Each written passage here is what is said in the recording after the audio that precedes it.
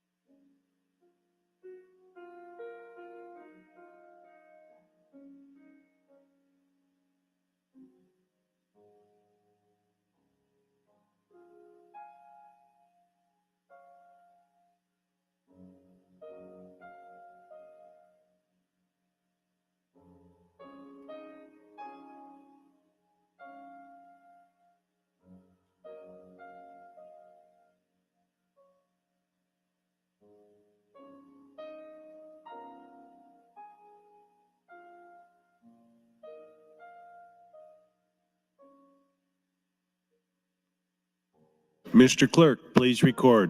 There's a quorum present, Mr. President. Thank you. Do you have any items for the record? I do, Mr. President. Communication from the governor. Engrossed legislative bills were signed. Communication from the governor about bills that were signed and delivered to the Secretary of State. LB 16, 16A, 51, 83, 102, 102A, 147, 152, 184, 190, 303, 317, 731 were received in my office on February 29, 2024, and signed on March 5th, 2024. These bills were signed and delivered to the Secretary of State on March 5th, 2024. Signed, sincerely, Jim Pillen, Governor.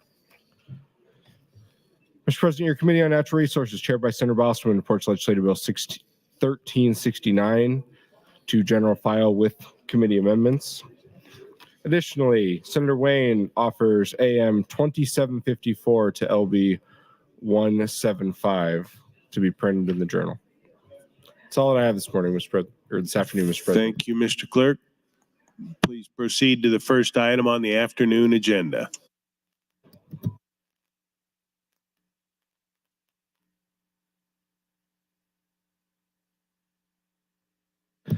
Mr. President, Legislative Bill 1170, when the legislature left the bill this morning, pending was a motion from Senator Michaela Cavanaugh to indefinitely postpone pursuant to Rule 6, Section 3F.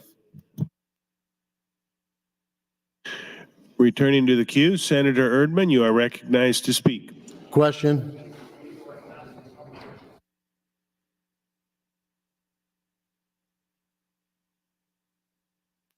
The question's been called. Do I see 5 hands? I do.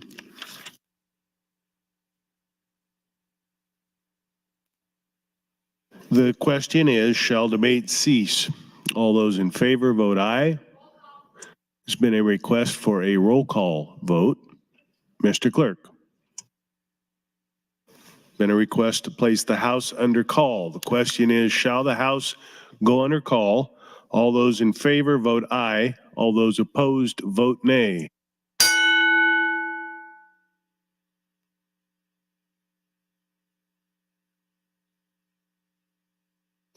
Record, Mr. Clerk. 28 ayes, 4 nays, place the House under call, Mr. President. The House is under call. Senators, please record your presence. Those unexcused senators outside the chamber, please return to the chamber and record your presence. All unauthorized personnel, please leave the floor. The House is under call.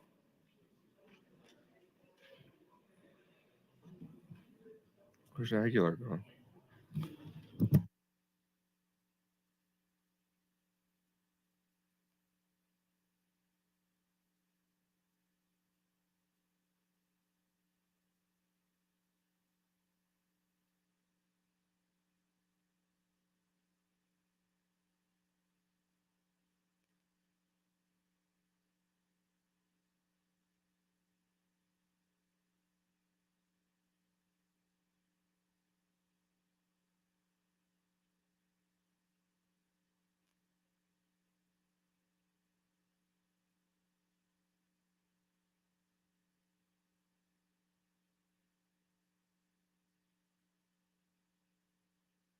All unexcused members are present.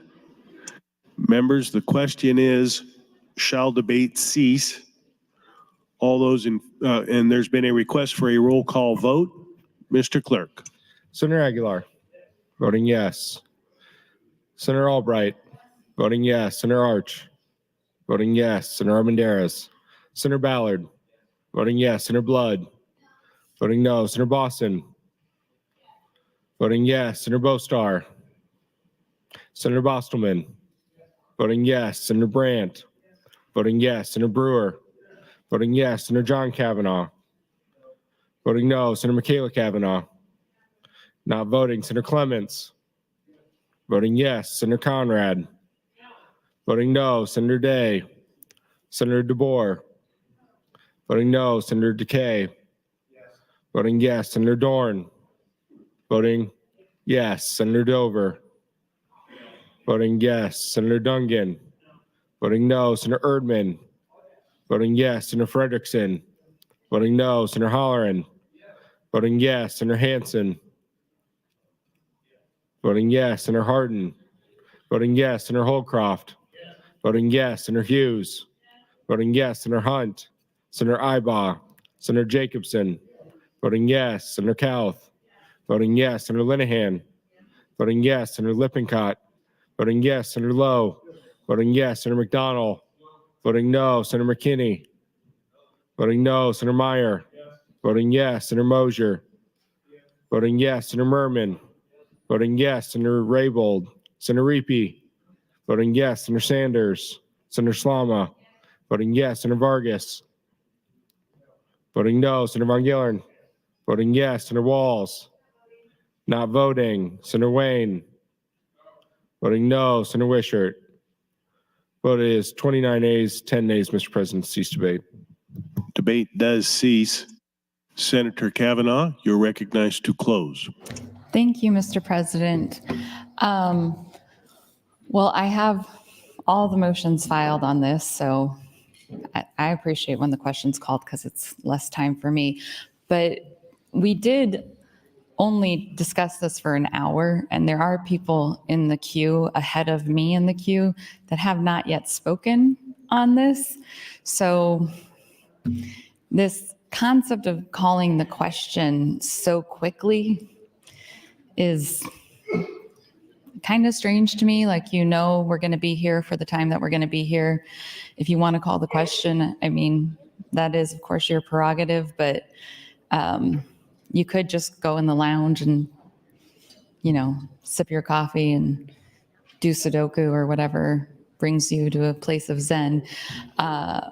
Or you can keep calling the question. It just is actually more work for the chair and the clerk than it is for me. So I appreciate any time that I don't have to talk, because I'm a little out of practice at doing this. It's been almost 9 months since I last filibustered.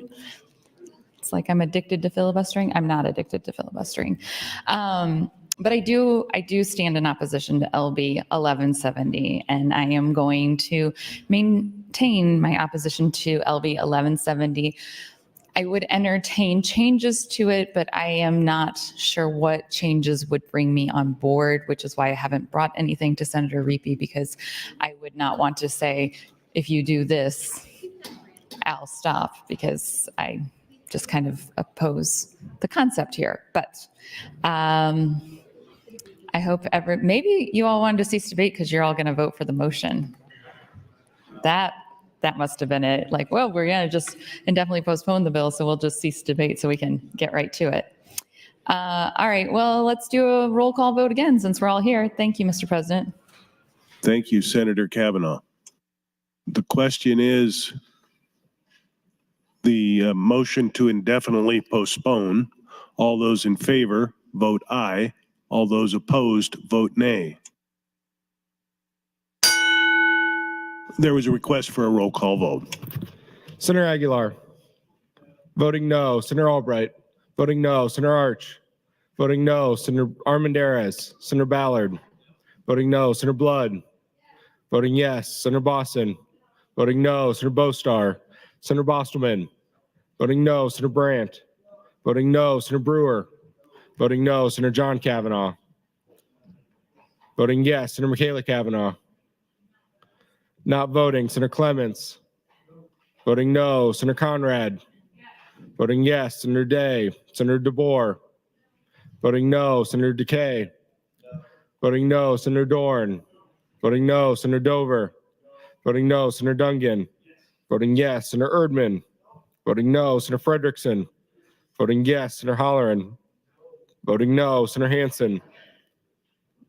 Voting no, Senator Hardin. Voting no, Senator Holcroft. Voting no, Senator Hughes.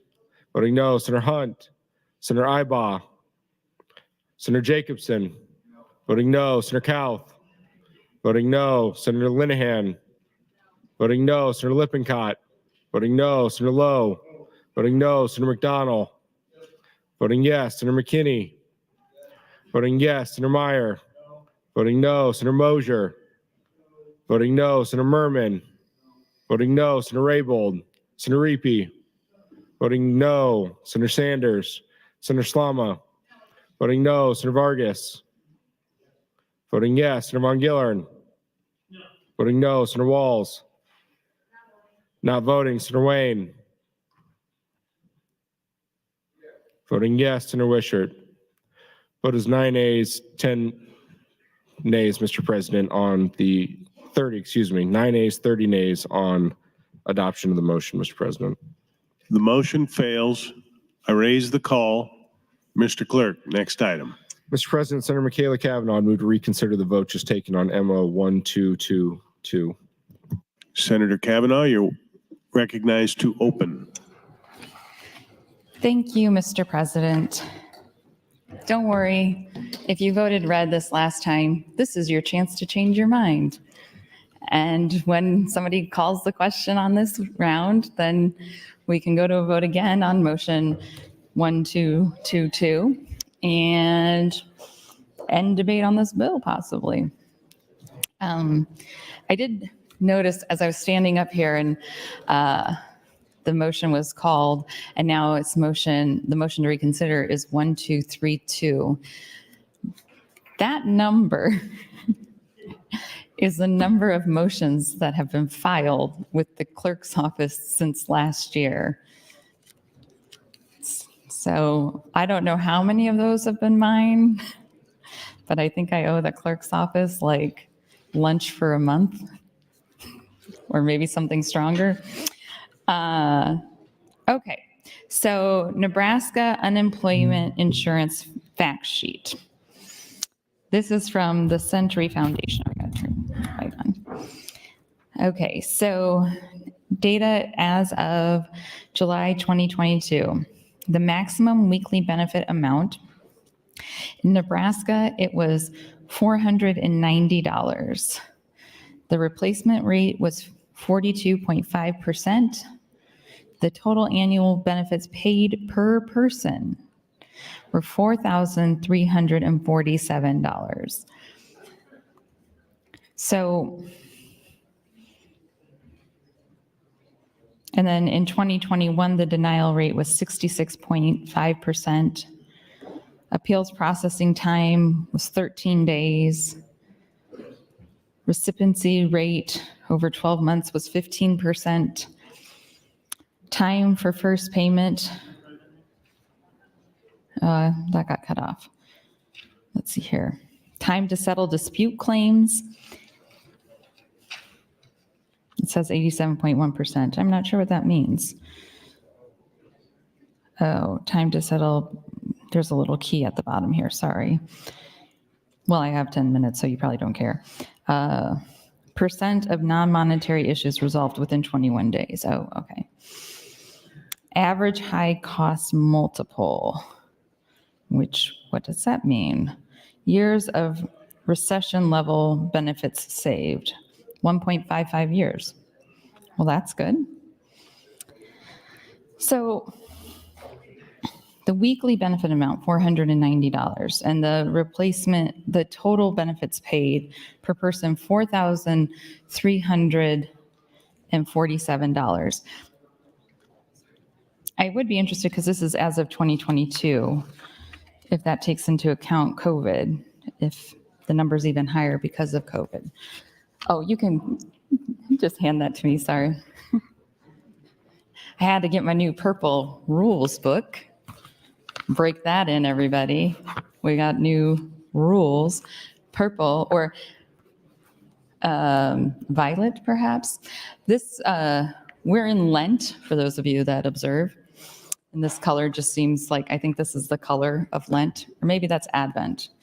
I might be getting my religious holidays. Lent? I'm phoning a minister. Minister Senator DeBoer says, yes, purple Lent. So there we go. Okay, so before we took a lunch break, I said I wanted to dig in on the fiscal note.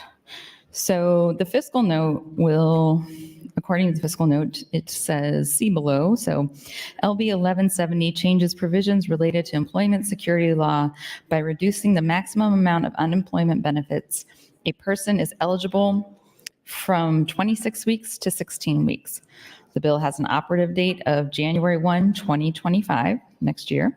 The Department of Labor estimates reductions in payments from State Unemployment Insurance Trust Fund. This estimate is based on the number of individuals receiving such payments for more than 16 weeks of unemployment in 2022. There is no basis to disagree with this estimate. So when it says other funds, the expenditure the less amount of money that the state would be paying in 2025 is $11,705,000, and then in the next fiscal year, $23,411,000. Now that sounds great, doesn't it? Save that money. That is not taxpayer money. That is the unemployment insurance fund money. That is money that is paid into by employers in this state. So if the thought process with this bill, or with people voting for this bill, is, hey, that's $34 million there that we could take and put in the property tax relief fund. Now, what I would say to you if I were an employer is, whoa, whoa, whoa, whoa, whoa. That's money I've been paying on behalf of my employees into the unemployment insurance fund, knowing that that fund would be utilized for unemployment insurance and not property tax relief. So once again, we are seeing an example of swooping cash funds, no matter what they are, and moving them towards property tax relief. And I 100% agree that property tax is not indicative of an ability to pay taxes. It is not a fair tax. But that doesn't make it okay to just take money from other places without any consideration for what that money is supposed to be used for. Whether it's the Universal Service Fund, whether it is the Property Tax Relief Fund, or not the Property Tax Relief Fund, the Unemployment Insurance Fund. We have to take into consideration what these funds are for. And trust me, when we get to another bill where I have an amendment to move around money and funds, I get the irony of my statement. I do.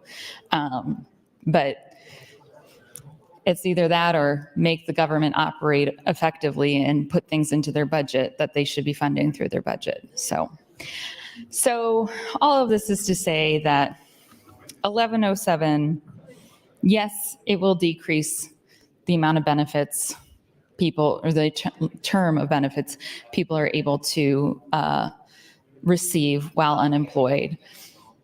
But the underlying issue, in addition to that, is that we are taking money, or will be taking money, out of the unemployment insurance fund, not giving it back to the employers who paid into it in the first place, but instead putting it towards property tax relief, which I would think if I were an employer in this state, I would take quite umbrage with that and be contacting my senator saying that money needs to come back to the employers who paid into the fund. Now, an actual way to pay it back to the employers is not to reimburse the employers, but to, in effect, lower the amount required to pay in. And that amount does fluctuate over time, and the Department of Labor adjusts how much an employer has to pay in over time, depending on the health and financial stability of the fund and the utilization of the fund. So it does change and it does fluctuate. And taking this money and not giving it back in one way or another to the business owners, the employers, well, it just seems wrong. It just seems wrong. Okay, so the Department of Administrative Services identifies that the provisions of LB 1170 will likely result in lower unemployment benefits being paid out. DAS is unable to estimate the total dollar amount. However, an estimate of percentage fund type is identified as general fund, 53%, cash fund, 23%, federal fund, 19%, revolving fund, 5%. This I have questions about because the total dollar amount and estimated, because up above, it doesn't seem to say that.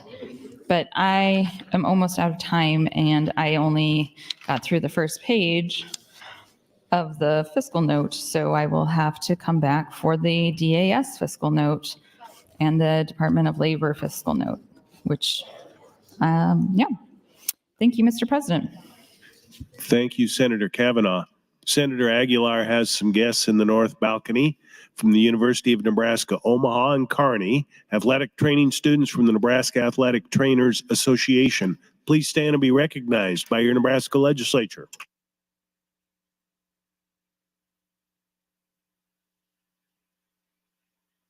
Mr. Clerk, for items. Mr. President, the Judiciary Committee will be meeting in room 2102 at 2 o'clock for an executive session. Judiciary now in room 2102 for an executive session.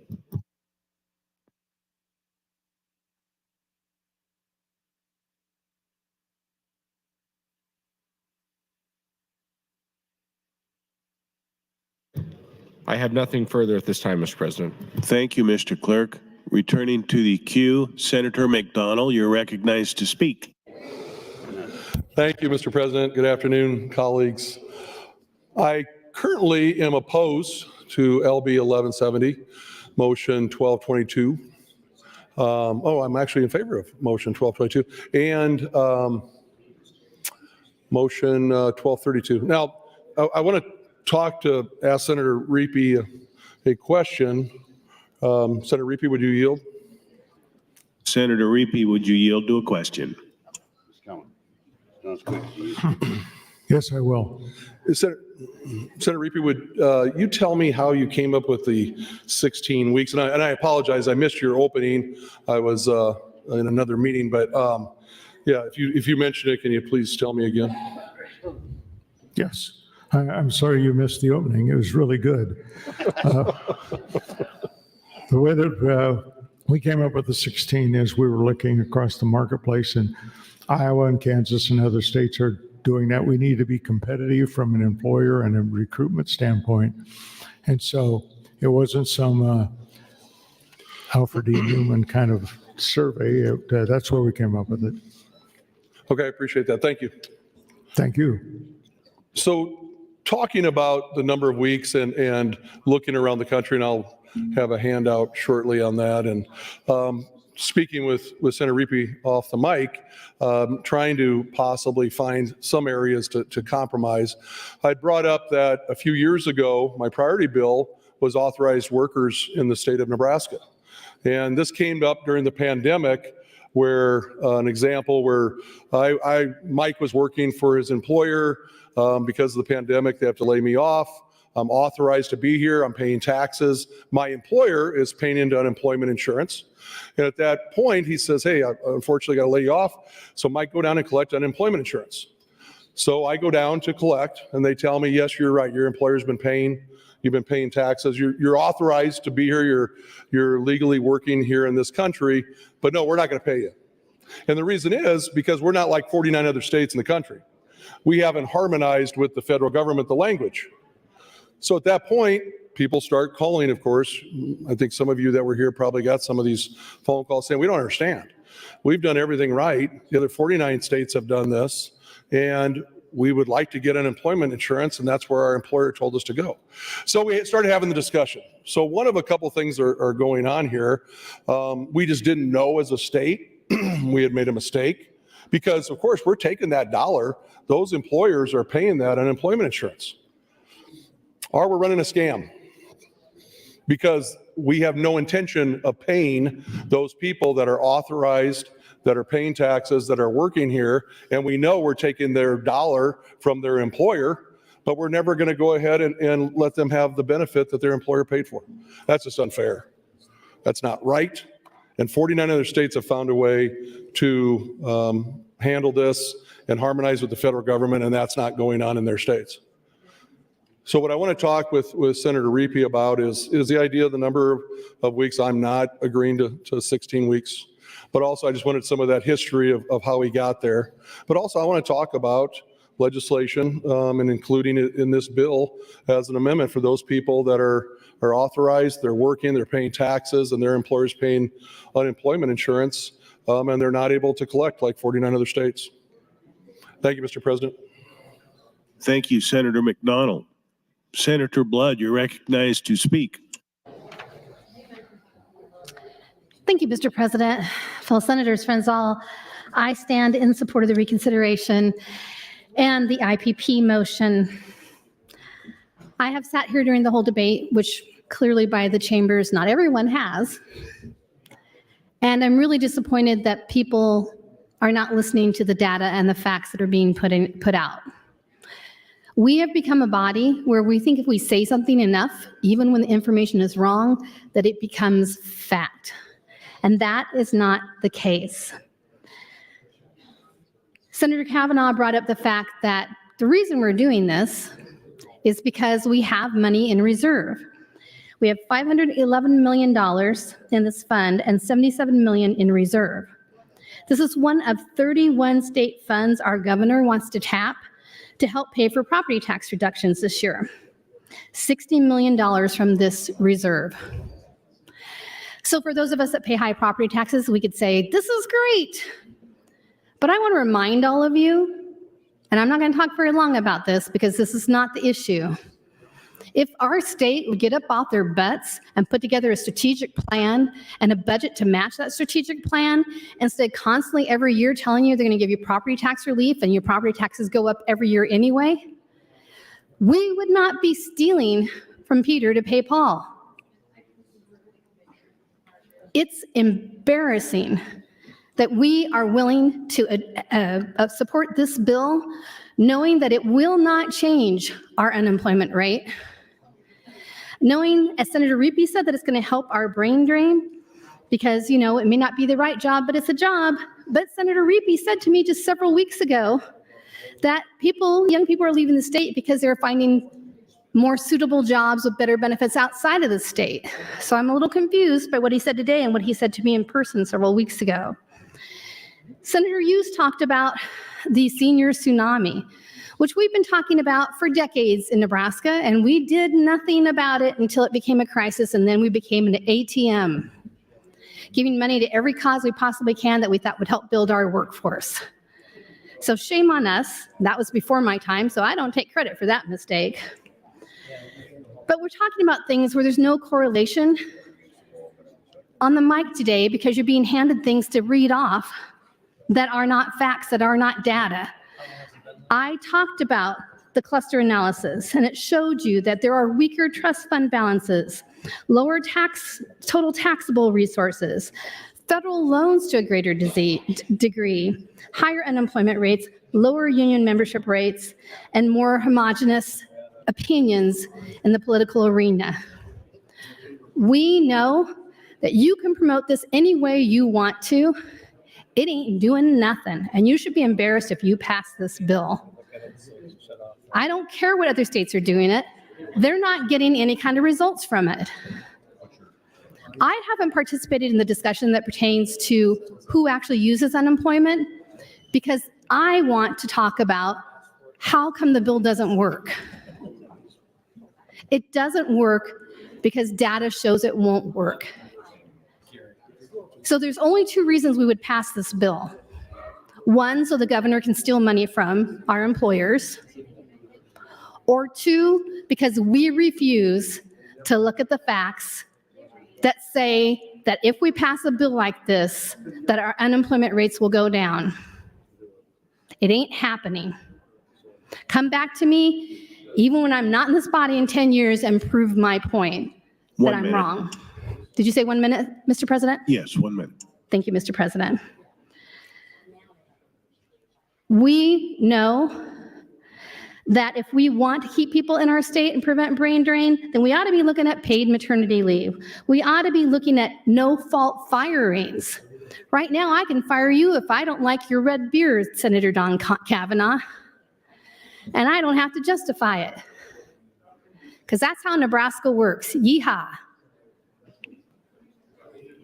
We can do better. If you vote for this, it shows that you didn't do your research. It shows that you want this money taken away from our employers to try and save property taxes. But hey, it's a Band-Aid. If you want to save property taxes, sit down, do a strategic plan, and plan your budget for the first time in recent memory. Thank you, Mr. President. Thank you, Senator Blood. Senator John Kavanaugh, you're recognized to speak. Thank you, Mr. President. Well, I'm glad I get to come up next. I get to rebut Senator Blood's maligning of my beard. Although I'm told it's not as red as it used to be. So maybe I'm getting out of the area of somebody wanting to fire me. But aside from that, I would just encourage everybody to listen to what Senator Blood is saying. I missed maybe the earlier comment about the governor trying to take this money. And so I encourage people, sometimes you got to repeat yourself, because even those of us who are listening maybe don't catch something the first time, but Senator Blood was making a lot of sense there. So I'd certainly encourage everybody to tune in and pay attention. And I have other things to say, but I did pass out something that I know a lot of folks have been waiting with bated breath to find out why I handed it out. So when Senator McKinney was talking, he mentioned, the state tourism motto is Nebraska, it's not for everybody, and that maybe we should just go to Nebraska as Nebraska.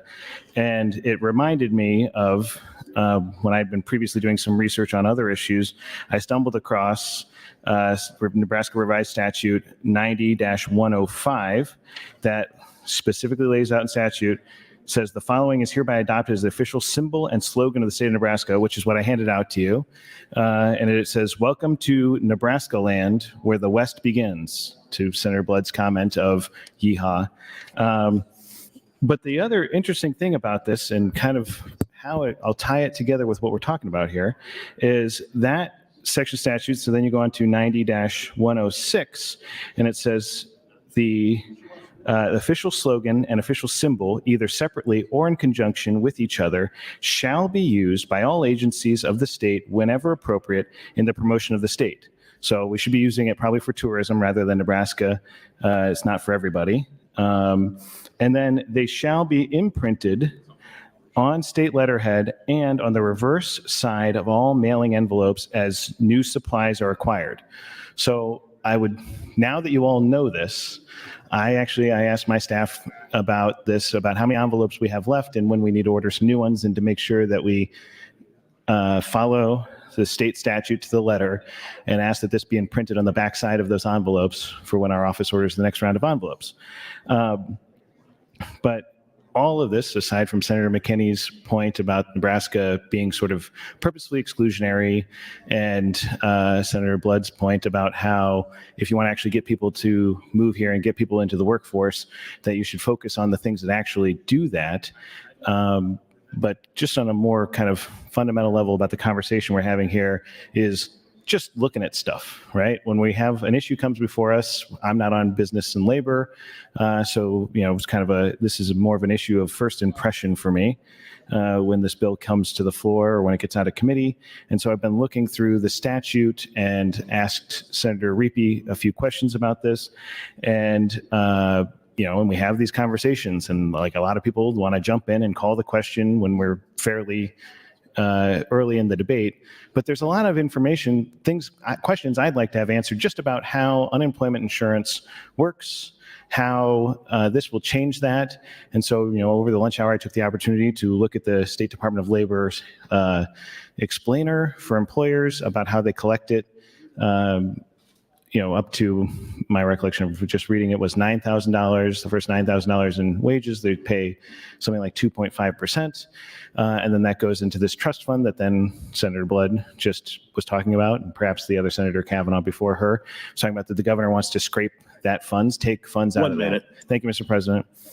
And I guess my question is, this bill, my read of it says, will decrease the amount of benefits we provide, but it does not decrease the amount employers are paying in.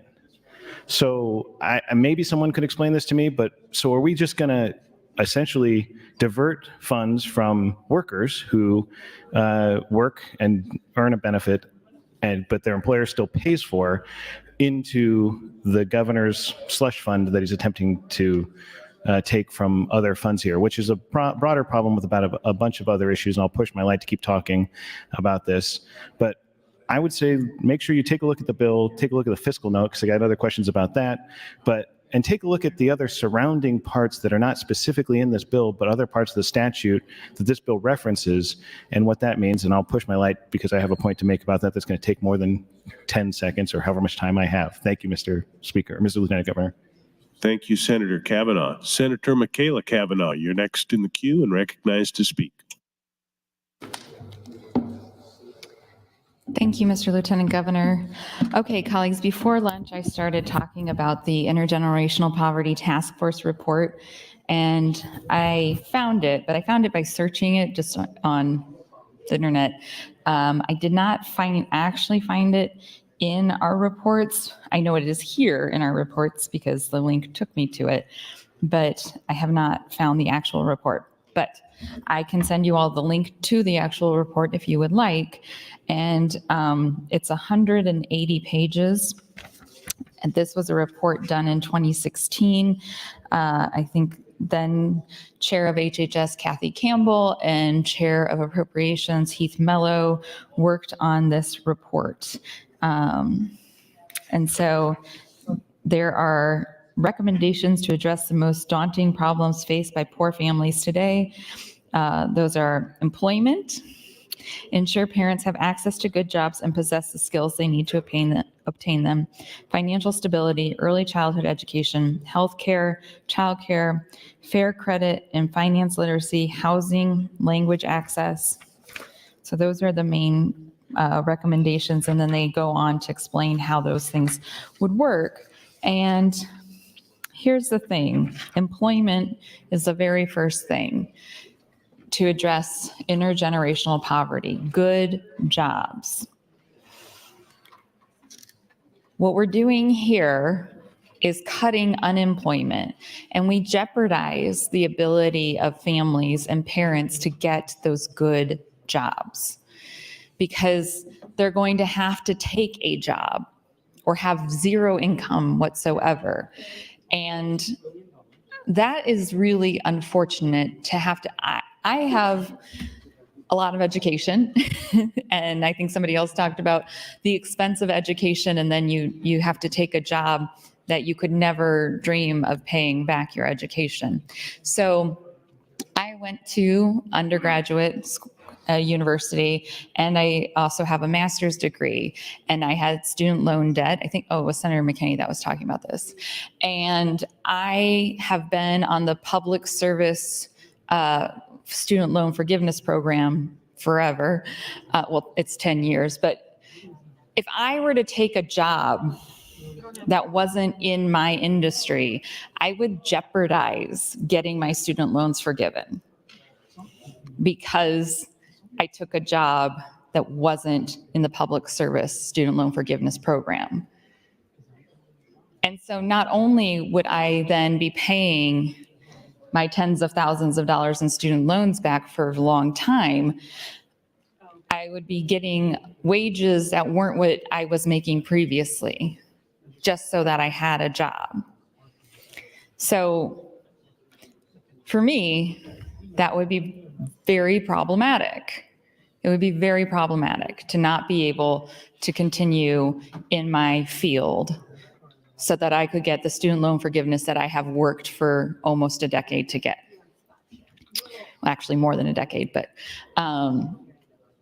so you can see that there are even more nuances to this issue, not just about the fact that the fund, that it's employers' money, and not just the fact that people want to work, but there's other things that this would impact that are problematic. Instead, why don't we invest in people, invest in resources, we do invest in jobs programs. And the fact that we have such a low unemployment rate is a good thing. But if we want to have a larger, more robust workforce, forcing people into the workforce into jobs that don't fit isn't the way to do it. Recruiting people, making this a state that people want to live in, making this a state that people want to raise their families in, that is going to grow our workforce. But forcing people to take a job just to take a job is not going to help our workforce shortage, not even a little bit. So I hope that people will take the reconsider motion seriously and we could move forward with our day. Thank you, Mr. President. Thank you, Senator Kavanaugh. Senator Dungan, you're recognized to speak. Thank you, Mr. President, and good afternoon, colleagues. I do appreciate the conversation about the state motto, welcome to Nebraska land where the West begins, something that I was unaware of, so I appreciate Senator John Kavanaugh educating us all about that. I know there's been a lot of conversations this session about the motto and what we should do moving forward. I've always been very partial to the Willa Cather quote, "The only thing very noticeable about Nebraska was that it was still all day long Nebraska." I find that very charming. Consider that my pitch for that being a state motto moving forward. I think a Willa Cather quote would do us well. I've not had much of a chance, colleagues, to join in this conversation yet. I've been dealing with a couple of other things, so I appreciate the opportunity to speak on this. I know we have already had a number of conversations, so I apologize if I'm repeating any of those, but I think it's important to stand up and have a broader conversation about the implications of what we're doing with LB 1170, both based on data, as Senator Blood said, but also based on a more 30,000-foot view and sort of what this says about our state's view of unemployment. I do rise opposed to LB 1170 and in support of the motion to reconsider 1232 and also in support of the motion to indefinitely postpone. I think that this conversation actually started obviously many years ago, but we talked about it a little bit last week when it kind of pertained to what we as the legislature see as sort of a normal family or a normal income, or what does it mean to be somebody who's on unemployment. So I have friends and know people who have collected unemployment before. I have friends who have had to collect it for some period of time while they've searched for jobs. And so while I don't have firsthand experience dealing with the system, I certainly have secondhand experience. And I know we always should base our decisions based off data, but the anecdotes that I think you do hear about people who are on unemployment are often, I think, either unintentionally inflated with other things or conflated with other things, or they're misleading. Generally speaking, people are on unemployment, obviously, for a short period of time. Now, saying that, obviously, well, then why wouldn't you support reducing the amount of time total that somebody would be able to receive their unemployment? And the reason for that is there's still a considerable chunk of people who still take that additional time past the proposed 16 weeks. I think I see here that according to the Labor Department, 2,287 Nebraska workers, or about 18% of unemployment claimants in 2022, which was during a strong economy, had not found new jobs and continued to get unemployment benefits beyond the 16-week mark. So even though when you look at that as a part of the larger pie, 18% seems like a small amount, we need to remember that's 2,287 Nebraskans who were actively seeking employment who were unable to find that job. And that was in 2022 when the economy was kind of coming back together and people were needing to hire folks. And I think that that is not an insignificant number. And certainly if we were to limit this to 16 weeks, we'd be talking about the potential of that 2,287 Nebraskan workers who were actively seeking employment who would be out of luck. And I think that's a big problem because we should not be in the business of saying to people, hey, you tried your best, you did a good job, but couldn't find a job, so we're going to cut you off. Senator Michaela Kavanaugh and others, I think, have spoken in great detail about the ramifications of cutting somebody off from their income while they're still seeking jobs. It causes intergenerational poverty. It causes acute financial trauma. I mean, there's any number of things that making somebody essentially have no income whatsoever would cause problems for. In addition to that, I think we also have to keep in mind that there are certain marginalized populations in Nebraska that have less access to additional kinds of wealth. right? We're talking about people who may not have access 1 to, minute. thank you, Mr. President, may not have access to additional savings. They may not have access to a retirement account. They may not have access to land or property that they could liquidate and then ultimately have access to those additional funds. The kind of people who are hardworking Nebraskans who pay rent, who don't have a large savings account, who have not been able to accrue a large IRA, that's some of the people that we're talking about here. And so to cut them off of their additional funding, these working folks who are looking for jobs, is to put them in a position where it becomes a cyclical problem, and it's going to be harder and harder for them to get that employment. It's going to be harder and harder for them to find a job. When you're struggling with the day-to-day realities of poverty, it is very, very difficult to quote unquote pull yourselves up by your own bootstraps if you don't even have the bootstraps in the first place. So we're not talking about people who are abusing the system. We're talking about hardworking Nebraskans, and I think we should continue to have a conversation about this. Thank you, Mr. President. Thank you, Senator Dungan. Senator Vargas, you're recognized to speak. Thank you very much. I was having a wonderful conversation with my friend and colleague, Senator Lippincott, specifically about this. Yeah, I'm just giving you a shout out, friend. Look, it's okay that we can disagree on these different issues, and I was having that conversation with him. There's a couple reasons why I'm not in support of this, and I mentioned this to Senator Lippincott, which is if there was a correlation in policy between the number of eligible maximum weeks of unemployment and reducing unemployment, then I think that that's a sound or sounder policy. And it'd be something that we should take up. Looking at the data, looking at the number of states, which it's less than 8 states that have fewer than, sort of the average of 24 weeks of maximum unemployment, it's showing that this isn't a trend happening across the country in neither urban or rural, or East or West Coast, or conservative or more liberal leaning states. Whatever you want to call it. There isn't a trend line. The only trend line is a little bit of fewer states sort of around Kansas, but not including South Dakota and North Dakota and Montana, which each have greater than 24 weeks. I think Montana actually has up to 28 weeks. The point I'm trying to make is, if this was sound policy that reduces unemployment, I would be more likely to be supportive. I'd probably be supportive because I'm not opposed to getting people back to work. I'm not opposed to trying to reduce our underemployment. I think we need to address that. It's why, Senator McDonald and I, we worked on appropriations for years. We have funded a lot of workforce retraining programs in collaboration with businesses, Fortune 1000 companies, and the Chamber of Commerce, because we want to get people to work. We want to retrain them. We got tens of thousands of jobs that pay more than $60,000 a year across the state of Nebraska that we consider high wage, high demand, high skilled jobs. And I want the policies we've been approaching is workforce retraining programs, eligibility programs, funding to these workforce retraining programs, tax incentives for companies that are investing in these kind of programs, because those policies have been shown to lead to more employment. There isn't policy that is explicitly supporting whether or not we should lower the number of eligible weeks for unemployment to 16 or lower than 24. And if there was, we would be seeing more of those policies pass in bigger states that lean a bit more conservative, and we would see that happening because, one, it would be a huge cost savings for them.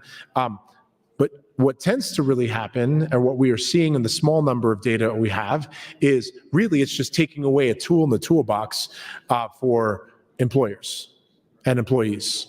I understand some employers came in support of this, but I want to make sure that we are leveling the playing field and advocating on behalf of Nebraskans that are could potentially be unemployed at some time. I want people to get to work, but I also, in a dire time, want to make sure that people have the ability to get up to a certain number of weeks that is on par with the average across our country. We would be an outlier that is not informed by policy that actually reduces unemployment.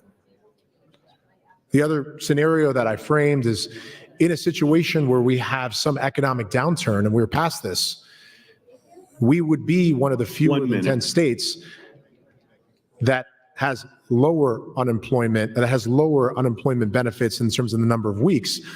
And we are just taking away that legislative tool for Nebraskans in case they really need it. Colleagues, I'm still looking to see the policy, the correlation that this is going to lead to fewer unemployment numbers and less underemployment. But the fact of the matter is we don't see that right now. What we're simply doing in this, and I appreciate Senator Riepe, I don't know if this is from the Department of Labor or if it was another entity, if it was the governor's office, but there isn't sound policy rationale behind this. And if there was, I would be much more supportive of doing that. And I am supportive of putting some more stipulations to make sure people are searching for work. Not a popular thing to say, but I do think it's okay if we're making sure people are jumping through the necessary steps to search for work, look for work That's your while time, they're on unemployment. Senator. Thank you very much. Thank you, Senator Vargas. Senator Erdman, you're recognized to speak. Question. Members, the question has been called. Do I see 5 hands?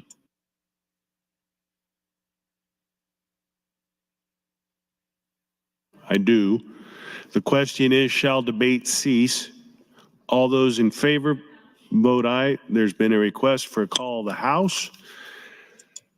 The question is, shall the House go under call? All those in favor, vote aye. All those opposed, vote nay.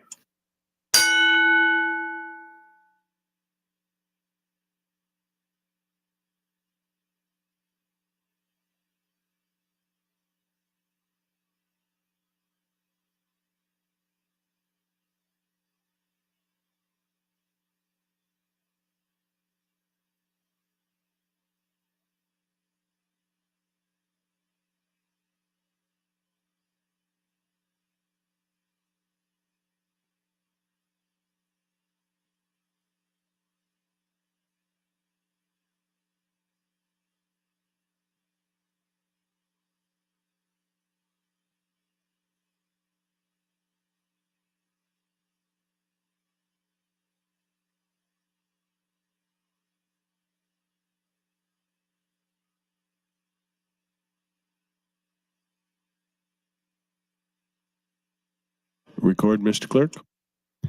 11 ayes, 9 nays, place House under call, Mr. President. The House is under call. Senators, please record your presence. Those unexcused senators outside the chamber, please return to the chamber and record your presence. All unauthorized personnel, please leave the floor. The House is under call.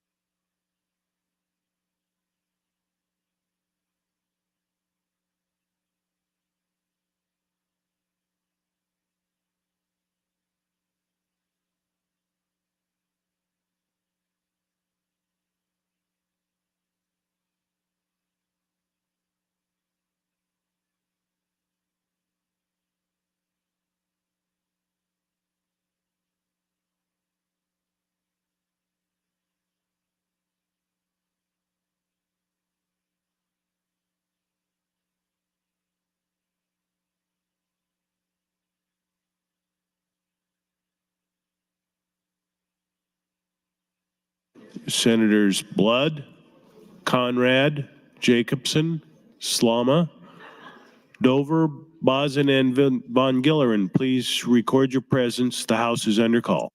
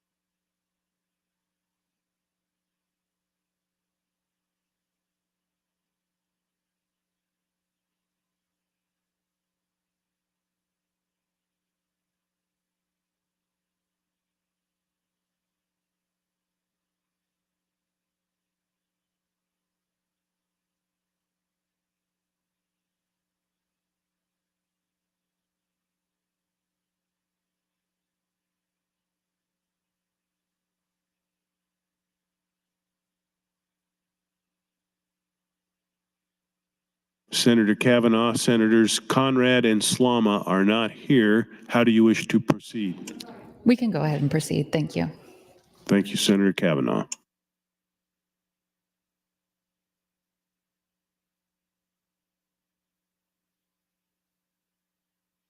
The question before the body is whether or not to cease debate.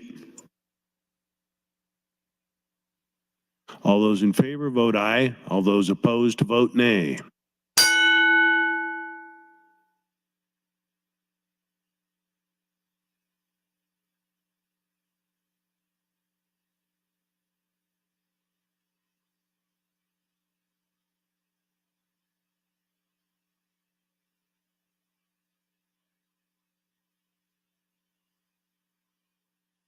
Record, Mr. Clerk. 27 nays, 12 nays, cease debate, Mr. President. Debate does cease. Senator Kavanaugh, you're recognized to close. Thank you, Mr. President. So I did do a call of the House because there were a lot of executive sessions happening off the floor, and there was only 17 senators on the floor. So that's why I did a call of the House. And then I thought, but I talked to our deputy clerk, I don't know what, assistant clerk to Dick about votes required, because I was like, man, maybe I shouldn't have called the House. I thought maybe it was just the majority of those here voting on my motion to reconsider, but no, it's the majority of elected members. So I guess I would have lost either way. But this is a motion to reconsider the vote that we took on the motion to indefinitely postpone LB 1170. So I would encourage everyone to vote green, yes, vote for the motion to reconsider. And then when that passes, with a roaring 30 plus votes, vote green for the motion of 1222. Thank you, Mr. President.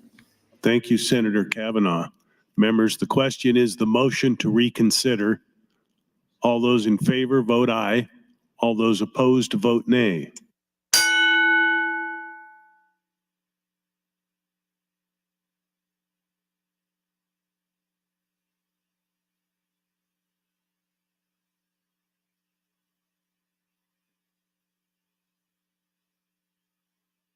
Record, Mr. Clerk.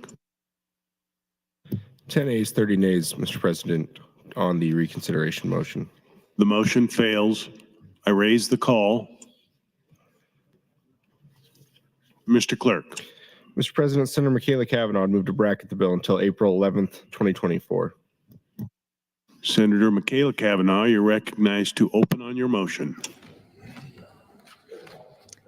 Thank you, Mr. President. As Senator Jacobson pointed out, we did get 30, just the wrong color.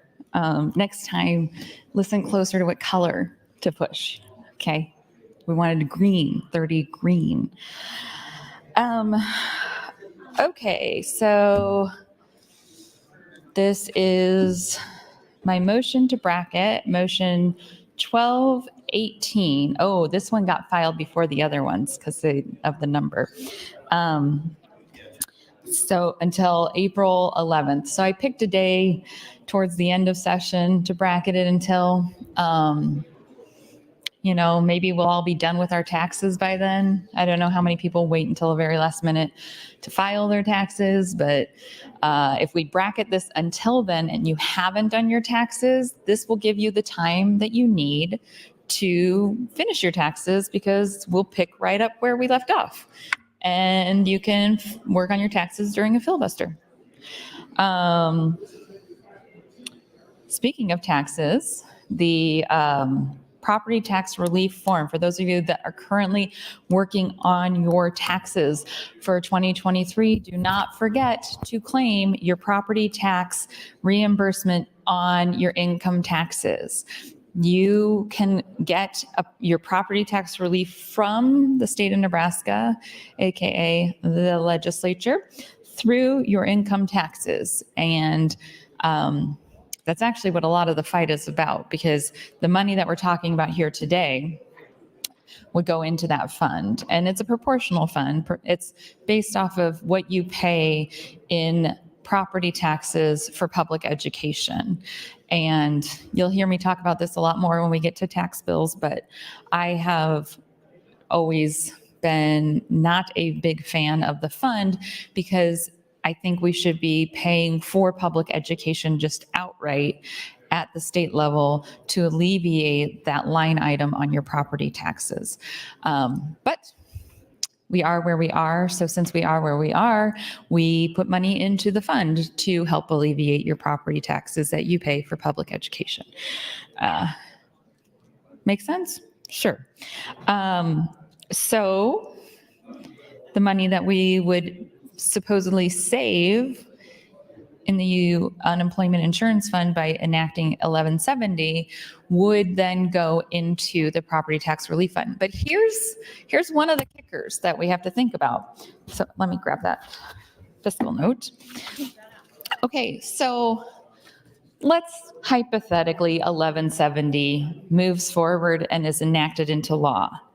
Well, this is one-time money. This 11 million this biennium and 23 million the next biennium, that's not in perpetuity because like I said earlier, the unemployment insurance fund, it fluctuates on what is needed to go into it based on the needs and the utilization of the fund. So it should actually go down if we are decreasing the amount of payments coming out. And it does beg the question, which perhaps I will have to ask Senator Riepe. I'm going to give Senator Riepe a heads up on this question, and I will ask him later in the debate. But if we enact this bill and the unemployment insurance fund functions the way that it's supposed to, which is to go down in the contributions when the utilization goes down, will that 23 million actually be available to take out of it? Because presumably they would adjust what the pay in is if we're paying out less.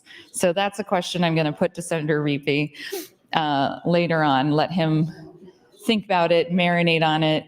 I don't think I'm in the queue for like 30 minutes again, so we can get back to that. But I would be interested to know how that works with the unemployment trust fund. And if the number, it's based on the number. So here it says, the estimate is based on the number of individuals receiving such payments of more than 16 weeks in unemployment in 2022. So, and then if we go to the Department of Labor's fiscal note, let's see here. Okay, it reduces the total maximum number of unemployment benefits a person is eligible to receive from 26 to 16. It then proportionally reduces the reductions and/or disqualifications for quits and discharges. So 2,287 individuals received payment during 2022 for more than 16 weeks of unemployment, totaling 23,411,000. So LB 1170 would have a corresponding impact to benefits paid. But if we know that it's going to have that correlating impact, shouldn't the amount of money that employers are required to pay into it go down as soon as the bill is enacted? And if that is the case, then those monies are not going to be available to be put into the property tax relief fund because they are not going to exist. Okay, Mr. President, how much time do I have? 4 minutes. Thank you. So,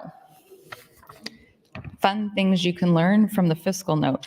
But the real question is how the unemployment fund works. And I am not an expert on that at all. It has been a mystery to me for quite a long time.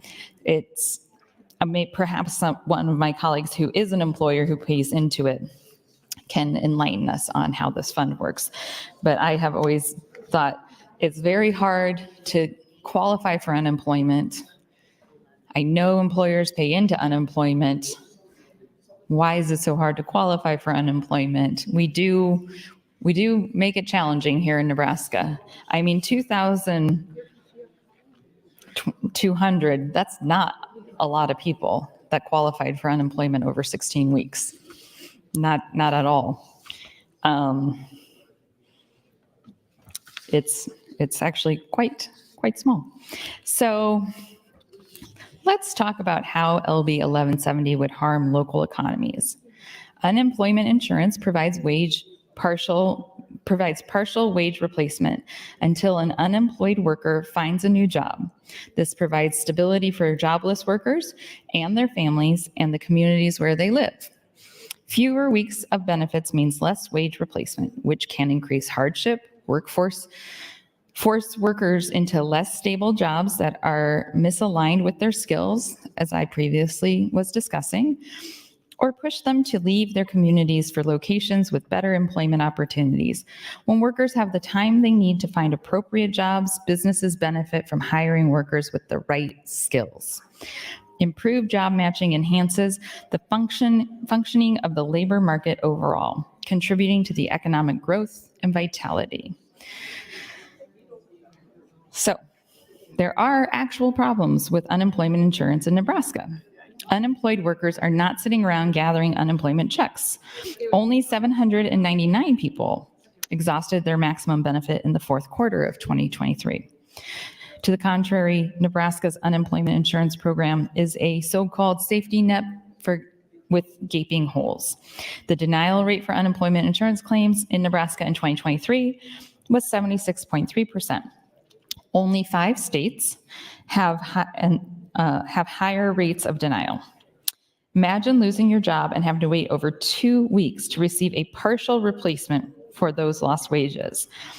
This includes when you are furloughed for your job and you have to apply for unemployment. And that can happen. You can get furloughed. I remember during the pandemic, my cousin was a pilot and he was furloughed. And that was, thank you. 1 minute? Yeah, thank you. That was really, really difficult for him financially. And his furlough kept being extended until eventually he was no longer qualified for the hours. You have to fly so many hours, which you want in a pilot. You have to fly so many hours, and he was furloughed so frequently, or so for such a long time, that he had to re-up all of his hours for certification later on. So, that would be an instance where you're being furloughed, you're filing for unemployment, you don't want to get another job because you're being furloughed. You don't want to apply for another job because you want to go back to that job. And something could happen with your company that requires a long stay away. And I guess that's your time, Thank Senator. you. Thank you, Senator Kavanaugh. Senator Mr. Clerk. Thank you, Mr. President. I inadvertently failed to read the title.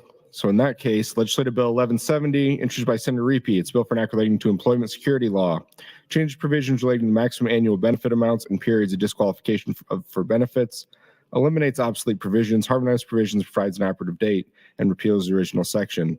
Bill was read for the first time on January 11th of this year and referred to the Business and Labor Committee. That committee placed the bill on general file. There are no committee amendments. There are a series of motions, Mr. President. Thank you, Mr. Clerk. Returning to the queue, Senator McDonald. Thank you, Mr. President. As I mentioned earlier, I was going to get the number of states, and I will be handing this out to everyone, and the number of weeks each state has. In most states, workers are eligible for up to 26 weeks of benefits from the regular state-funded unemployment compensation program. There are currently 13 states that provide fewer weeks and 2 that provide more than 26 weeks. States that provide fewer than 26 weeks, maximum included, the states included Arkansas, 16, Iowa, 16 weeks, Michigan, 20 weeks, Oklahoma, 16 weeks, South Carolina, 20 weeks, Missouri, 20 weeks. States with fewer than 26 weeks, but change based on unemployment rate, which is going to be an interesting discussion. Alabama currently 14 weeks with a 5-week extension for those enrolled in state-approved training programs, so that would be 19.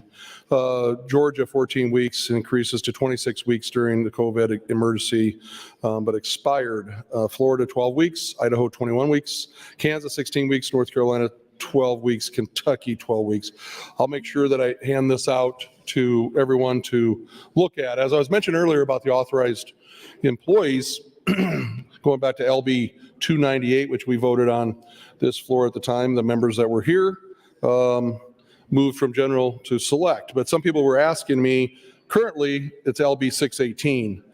This is the if you want to refer to them as DACA, but they're authorized employees regardless of DACA.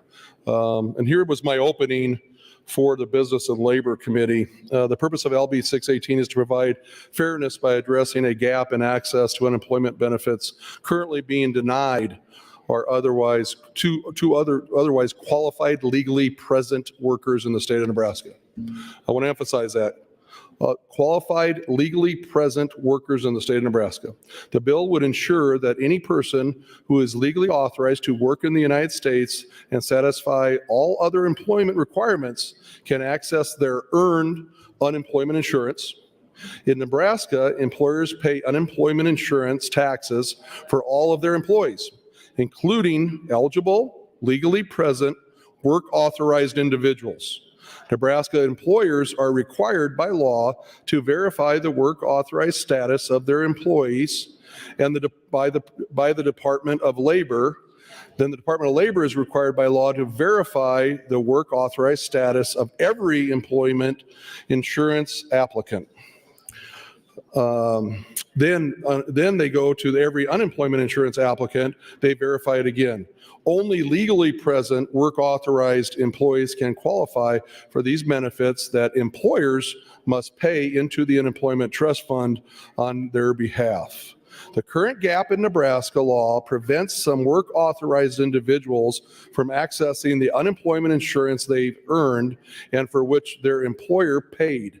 Unlike Nebraska, the vast majority states following the longstanding federal guidance that eligibility for earned unemployment insurance is based on whether a person is authorized to work in the United States.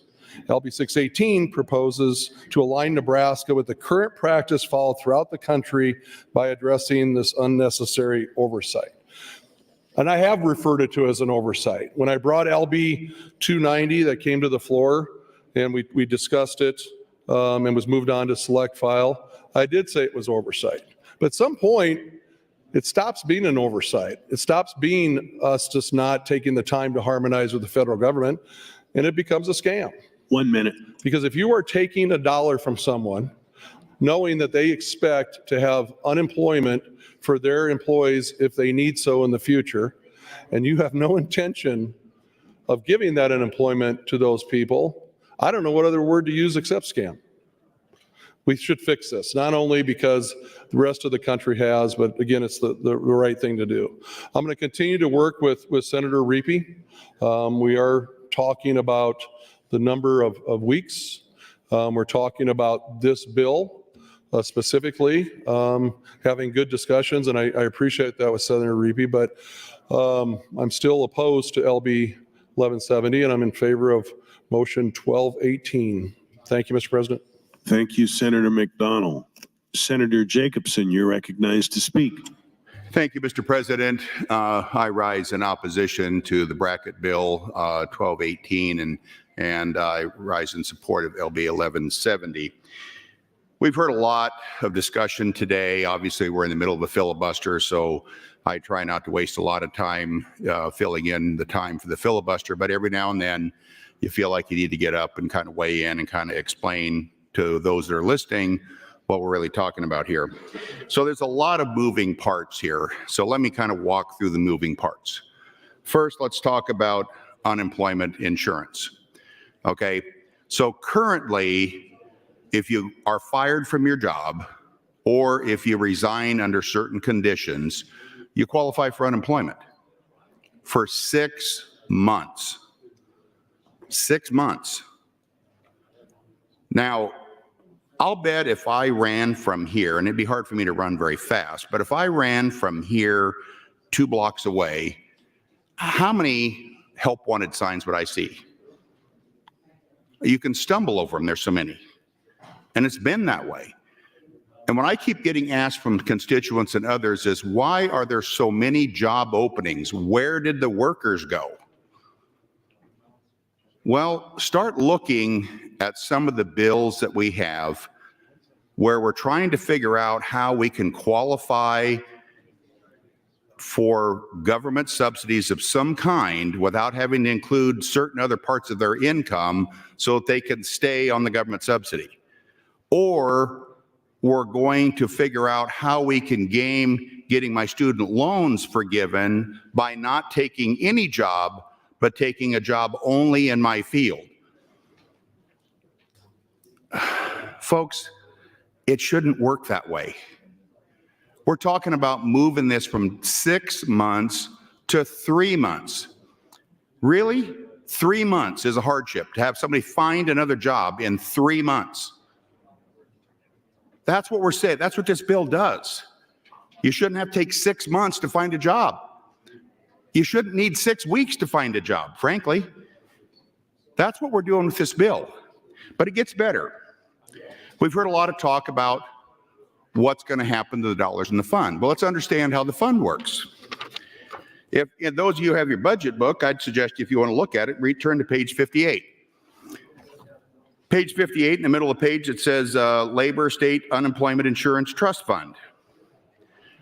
FY 2020, the ending balance was $69,724,000. That was after zero was paid out of the state fund, zero. So then let's go to 2021. So the fund grew because of earnings on the fund to $71.7 million, zero paid out. Then let's go to 2022, $73,773,000 in the fund, paid out zero.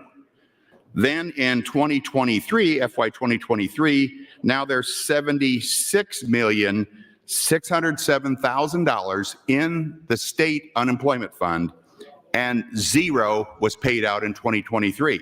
So some of you may be asking, well then, how are the unemployment claims getting paid?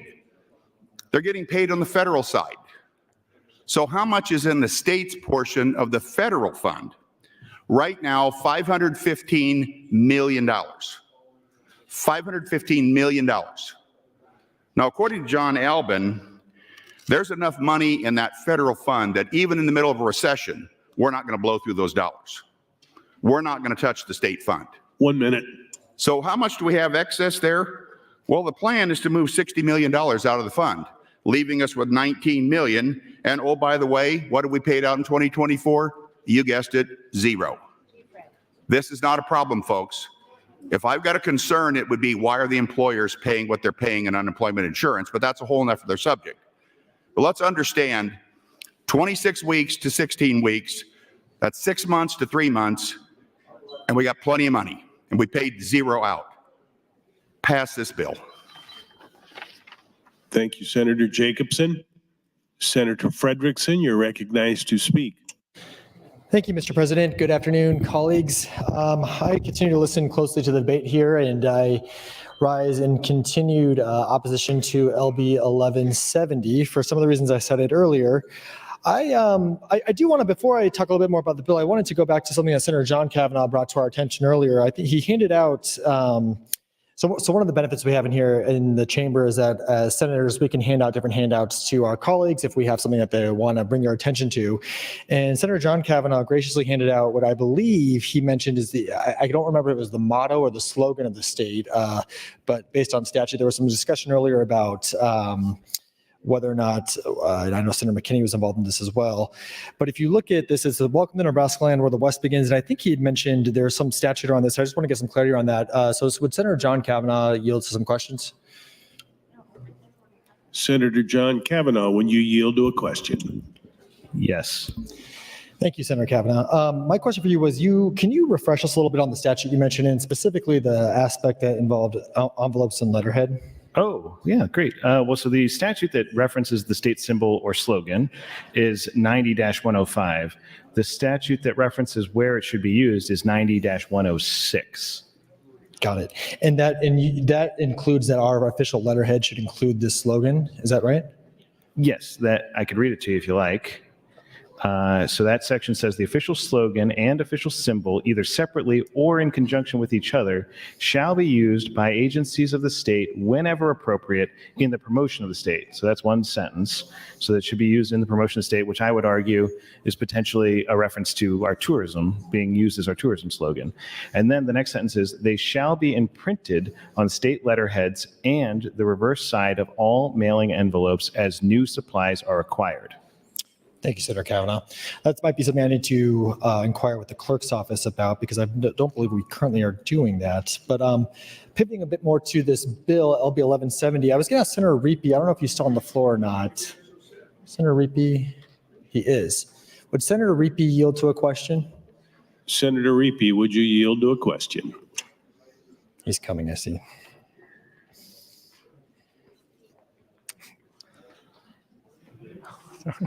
Get my exercise in. Yes, I will. Thank you, Senator Riepe. I'm keeping you on your toes over here. So I had a question about the bill. I think I had spoken to you a little bit off the mic on this, but we were discussing the funds that specifically businesses pay into the unemployment insurance. Help me understand, are businesses, should LB 1170 go into law, will businesses still be paying the same amount they're currently paying into that? Does that impact the rates they're paying? Are they going to be paying less into that fund? Can you maybe sort of shed some light on the impacts there? Yes, thank you for the question. The bill does not specifically say how this reduction in terms of payouts would be applied, but the commissioner would simply be in a position that he could go back and lower the taxes that every employer is paying on this at now or at some time in the future. Got it. So the idea being that if the businesses are continuing to pay the rate and unemployment benefits are not being paid out at the same level they currently are, that at some time in the future, those funds might be, or those taxes might be lowered for businesses. Yes. Am I understanding that correctly? Yes, we thought that aggregate number was probably 23 million a year. Okay. That they would be able to pass down, make us more competitive with our neighboring states, and 1 just minute. make us more competitive in terms of the marketplace for businesses to keep them and to get them. Great. Thank you, Senator Riepe. I appreciate that. Thank you, Senator Riepe. So that was another question, and I appreciate Senator Riepe taking the time to clarify that for me, because, obviously, if we're going to be passing legislation that impacts the payout of uninsurance, we have to ask ourselves what's going to be happening with those actual funds. And the way an insurance works, as I'm sure folks are aware, is that businesses do pay a tax into a fund with this. So this is an expense that is coming from businesses in Nebraska to pay for this benefit for our citizens. So I don't believe that the bill changes that tax. It does not change the tax from what I understand. And so the idea being that businesses would continue to pay that even though the reimbursements from this would go down is a question for me as well. So I believe I am about at time, so I will continue to marinate. Thank you, Mr. President. Thank you, Senator Frederickson. Senator John Kavanaugh, you're recognized to speak. Thank you, Mr. Lieutenant Governor, and I thank Senator Frederickson for his questions. And I would just point out to everybody, a lot of people have come up and asked me about it. They missed my conversation about it earlier. So, must be present to win is the answer. You got to be here to hear somebody talk about something. But and I would also point out to those who ask me, where does the West begin? I didn't make up the slogan. This is the state slogan, which I'm told is from the 60s, maybe. But my read of the slogan would be that all of Nebraska is where the West begins. So everybody else can haggle about where in Nebraska they think the West begins, but the slogan would say the entire state of Nebraska is where the West begins. And, state of Missouri might have an issue with that too. So I wanted to go back to what I was kind of getting to last time I was on the mic about reading the bill and the surrounding statutes. So the bill itself, and Senator Riepe talked about this in his opening, and actually Senator Hughes made reference to it in her remarks as well, about how in instances of maybe exigent circumstances or where like things like during the COVID-19 pandemic, and there's kind of an extreme employment situation, the department would be able to extend benefits. And so that I had looked up here, 48-628.14, and there's if you go down to, I think it's section, let's see, 3 under that, subsection 3, the weekly extended benefits amount payable to an individual for a week total employment in his or her eligibility period shall amount to that equal benefits payable to him during applicable benefit year. Total extended benefit amount payable to an eligible individual with respect to his or her applicable benefits shall be the least of the following amounts: 50% of the total amount, or 13 times the weekly benefits payable to him under the employment. Let's see, that might not be the right section, but either way, I'm still looking for it. But it's in here where it says, oh, here we go. The state on indicators. This is where the extended benefit period, I'm sorry, this is subsection 1A, is a period where essentially, you can take a look under, so section 1A, I apologize, not 3A. It says that the department can essentially find that when there is an on indicator, that they may extend the benefits in the third week after the first week for which there's a state off indicator, or the 13 consecutive weeks of such period, except that no extended benefit period may begin for reasons of a state on indicator. So I guess my reading of that, and it's kind of convoluted, but my interpretation is that the department can extend benefits beyond the currently under the 26 weeks, and then would again be able to extend the benefits beyond whatever we adopt here in those sort of exigent circumstances when unemployment rates go up. So that's under current law. It does not revert back to the current amount if there is a prolonged period of unemployment. It would just extend the benefits. And so this is, like I said, is a convoluted or complicated section of statute. We've had a lot of folks talking about what exactly is the motivation here. And I just, I was going to talk about a few other things. There's a fiscal note you can take a look at as well. But I'm curious about Senator Jacobson's point about how much money is in the trust fund, and then he referenced the federal funds. I would point out that the fiscal note says that there would be 19% of the funds come from federal funds. But then additionally, what Senator Riepe just said about the fact that the rate that is assessed against employers, thank you, Mr. President, could be decreased by the agency at their discretion, which I guess my question is, if we have so much money in the fund, why have they not, if they have that authority, why have they not decreased the amount assessed against employers? And if this is a question about employers, we overcharging employers, that does not seem to be what this is about. This seems to be more about getting back to that point of forcing people to take lower paying jobs and driving down wages. And that will be the effect of adopting this. If we actually want to decrease a burden on employers where we're overtaxing them, that's a different bill, it sounds like. And so I'd be curious to hear other folks' conversation on this, and I'll push my button to kind of clarify my thoughts on it. Thank you, Mr. President. Thank you, Senator Kavanaugh. Senator Michaela Kavanaugh, you're recognized to speak. Thank you, Mr. President. Well, Senator John Kavanaugh, you were possibly speaking and listening in on my conversation at the same time. I don't know how that is possible, but would Senator Riepe yield to a question? Senator Riepe, would you yield to a question? Yes, I will. Thank you, Senator Riepe. So Senator John Kavanaugh was bringing up the point that I had brought up earlier, but I will let you first answer the question that I asked earlier about the department and the rate. I know you had jotted down some notes. On the unemployment insurance, like the rate for collecting unemployment insurance. Well, it's my understanding that the commissioner, because there would be $23 million more that the commissioner could, and I would hope would pass those savings of monies not being paid out, that he has the opportunity of lowering the rate to the individual employers, if you will.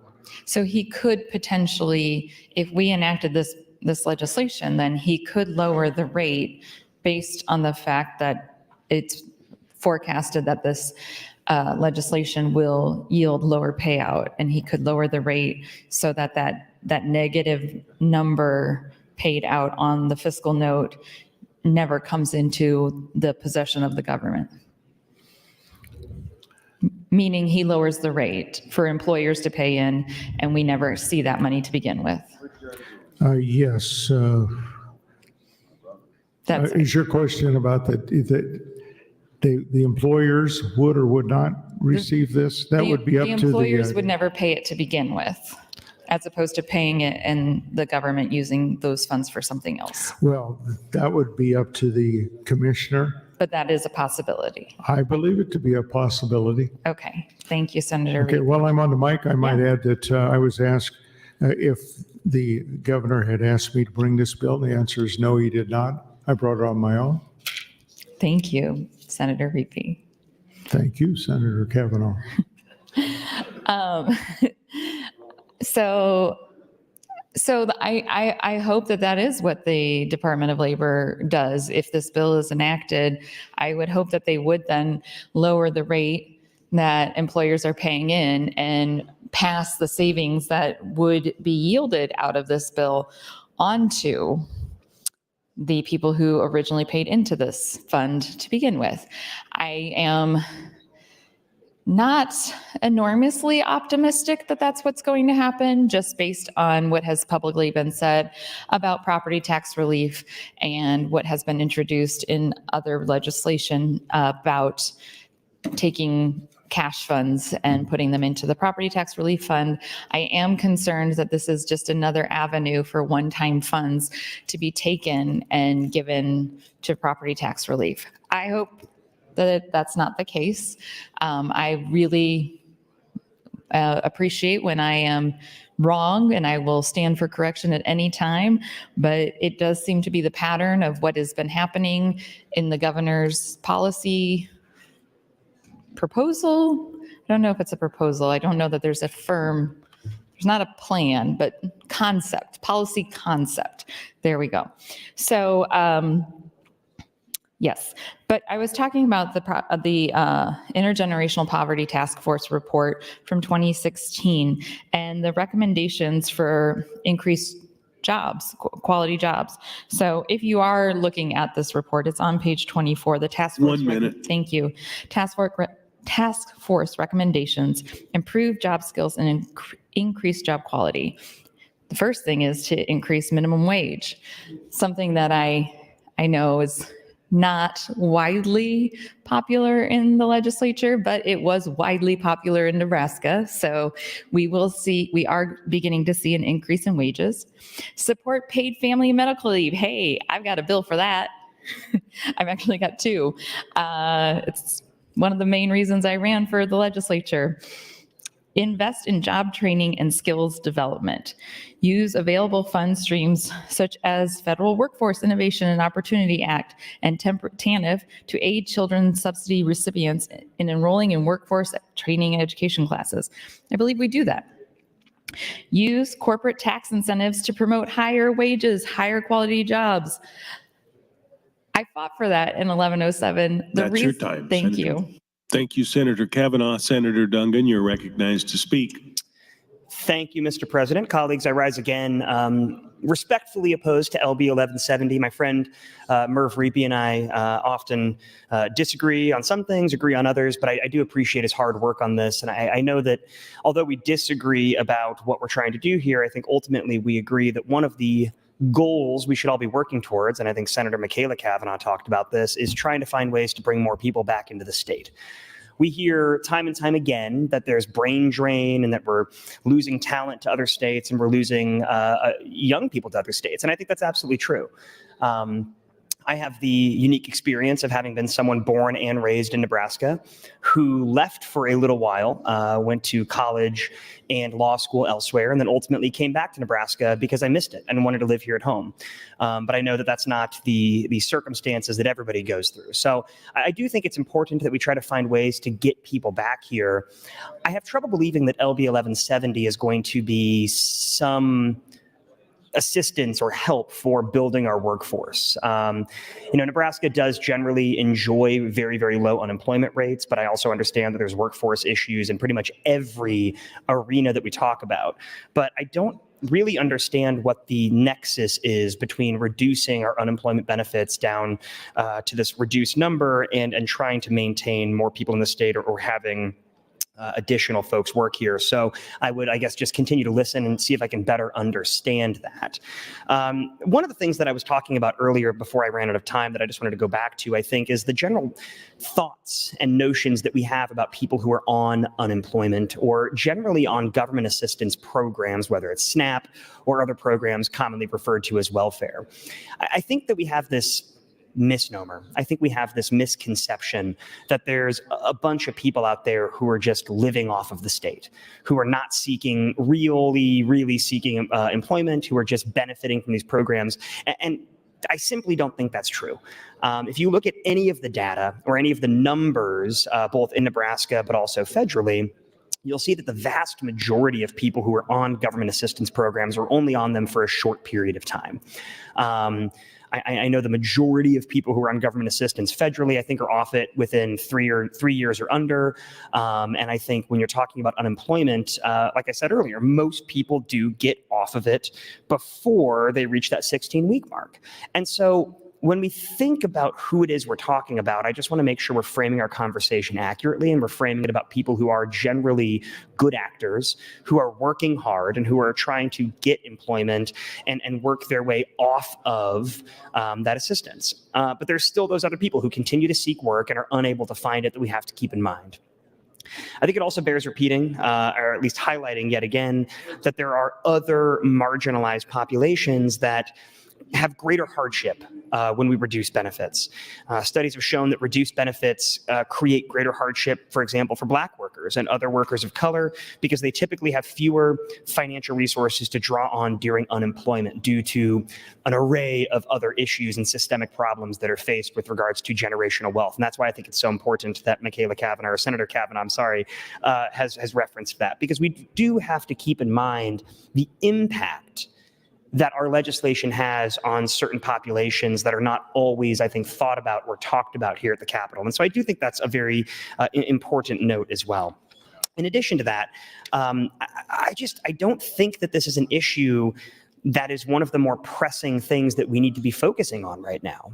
And in meeting with constituents and meeting with neighbors and any number of other people, and when we've talked about the kind of issues that we should be focusing on this session, what I've heard time and time again is increasing workforce. 1 minute. Thank you, Mr. President. Increasing affordable housing, increasing access to healthcare, increasing access to high quality education. Those are the things that we continue to hear. And so I don't necessarily think that LB 1170 is achieving those goals. I certainly don't think that LB 1170 is going to solve any of our financial woes. And I don't think it's a necessary bill at this juncture. Again, I believe Senator Riepe is very well intentioned with the introduction, but I just disagree that this is something we should be doing as a state. So colleagues, I would encourage your green vote on the bracket motion 1218 and a red vote on LB 1170. And I look forward to continuing the conversation. Thank you, Mr. President. Thank you, Senator Dungan. Senator Vargas, you're recognized to speak. Thank you very, very much, President or Lieutenant Governor. Colleagues, I remain in opposition in LB 1170. Want to try to answer some of the questions that were asked about the funds regarding to unemployment, federal, state, cash funds. I'm just going to, at the very high level, I'm still against this because this is about economic security for individuals.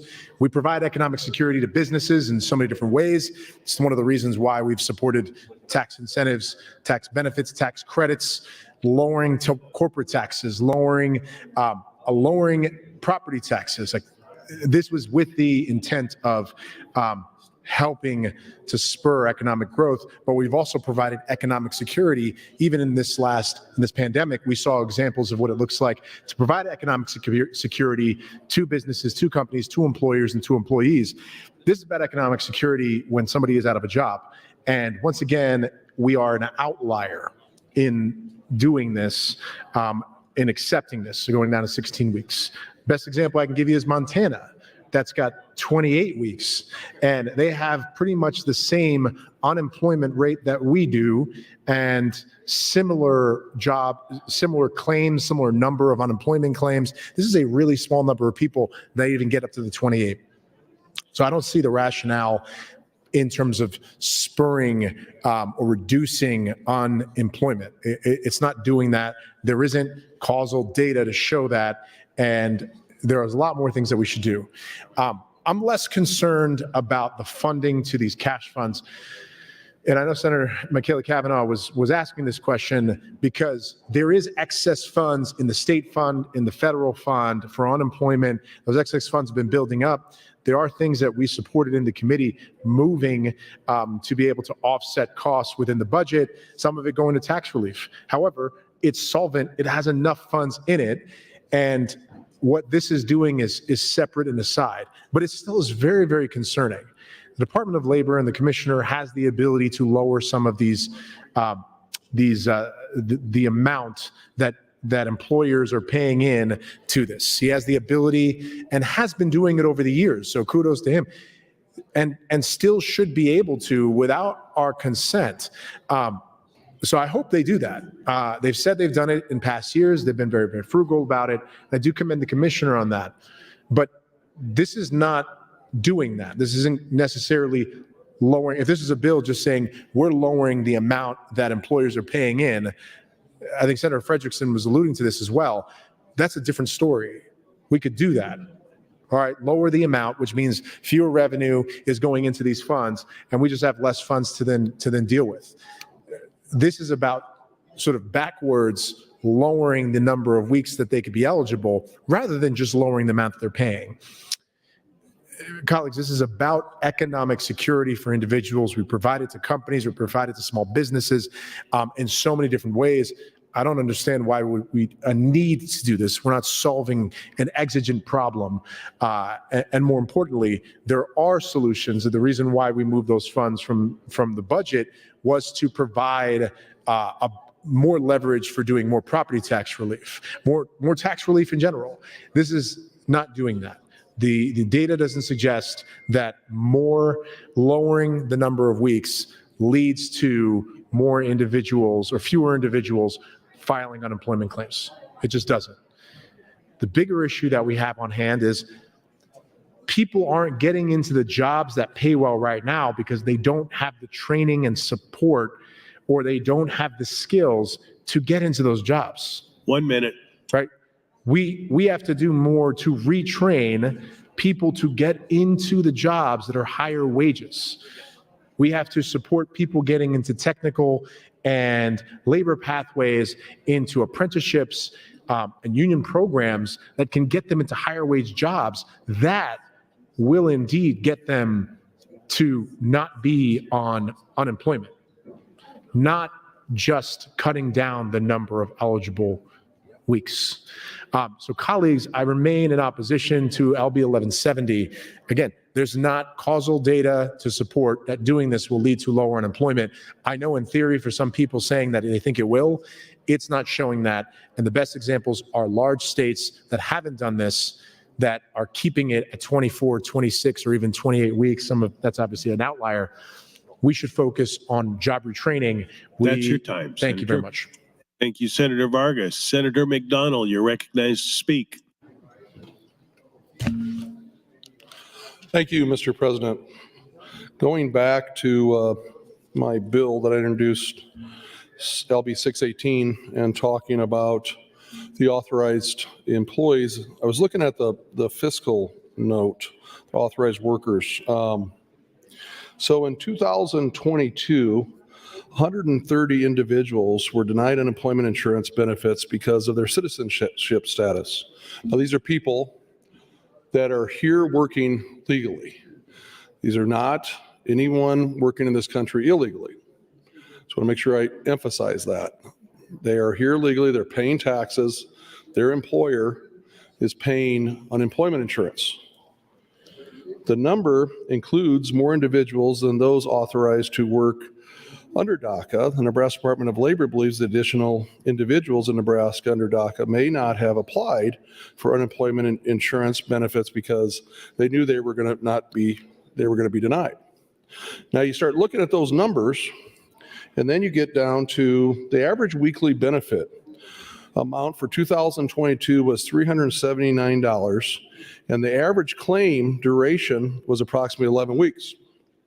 The Nebraska Department of Labor anticipates it will pay out 1.2 million more based on their math was 379 times 11 times 300 in unemployment insurance benefits each year. Nebraska Department of Labor would need to implement a business process change, but does not anticipate any technology costs. So back to the idea of these people, if it's one or potentially 100, or as they're guesstimating, 300, it's not right. And we have an opportunity to potentially correct that. Now, going back to the number of weeks when I handed that out on the floor, hopefully everyone gets a chance to look at what other states are doing. But you have 35 states that are 26 weeks and above. You had 2 that are higher than, at 26 weeks, you got 35 states. You got 2 that are above 26 weeks, and you got the 13. But I gave you all that information.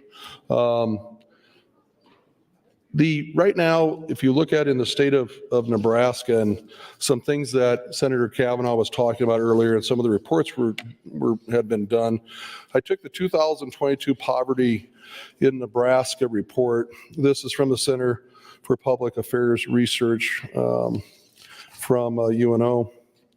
And you start looking at the poverty rate for younger age groups in Nebraska has trended down until COVID-19, while the poverty rate for those 65 and over has increased since before the pandemic. The official poverty definition is based on the income and households size. Comparison thresholds are updated annually to adjust for inflation and are based on the 3 times the basic cost of food. The supplement poverty measure, it's SPM, considers other sources of income, government benefits, for example, as well as variation in range of expenses such as for clothes and shelter by geography. For Nebraskans 2020, the SPM is at 8.1%, which is lower than the official poverty rate in Nebraska and most of the Midwest. So you start looking at the poverty amongst profiles in the families, and you look at the work part. 1 minute. You have, thank you, Mr. President. And I'll continue to talk about this through the evening. The poverty profiles and get down to the work, and this is for a single mother with 2 children. Working total income of $25,000, working between 50 and 52 weeks per year with 45 hours average of those 50 to 52 weeks, 45 hours a week. Potentially other monthly income, $412 for possibly child support, 1 vehicle, and carpools to work. That's also taken into consideration. And then you look at a family of 4 and their employment, and the idea of total income of $21,132, no vehicle, carpools, with 2 people, 7 minutes to work on the average. There's a lot of good information. That's your time, Senator. Thank you. Thank you, Senator McDonald. Senator Conrad, you're recognized to speak. Thank you, Mr. President. Good afternoon, colleagues. I rise in support of my friend Senator Michaela Cavanaugh's motion to bracket this measure till a later date. I want to thank the senators who have stepped forward, including my friend Senator McDonald, in offering such a thoughtful perspective on behalf of working families, as he always does. And I am proud to join Senator Kavanaugh and Senator McDonald and others who are working to hold the floor and to take as much time as we can, because it matters. Because it matters for working men and women in our districts and all across the state. And any implication put forward as part of this debate and dialogue that indicates that Nebraskans are lazy or gaming the system or takers, I completely reject that. I completely reject that. If there are some bad apples out there who do that, we of course know that bad apples exist in any demographic or in terms of the utilization of any particular program, whether that be individual or corporate bad actors. But when you talk about Nebraskans as a whole, that doesn't resonate with me.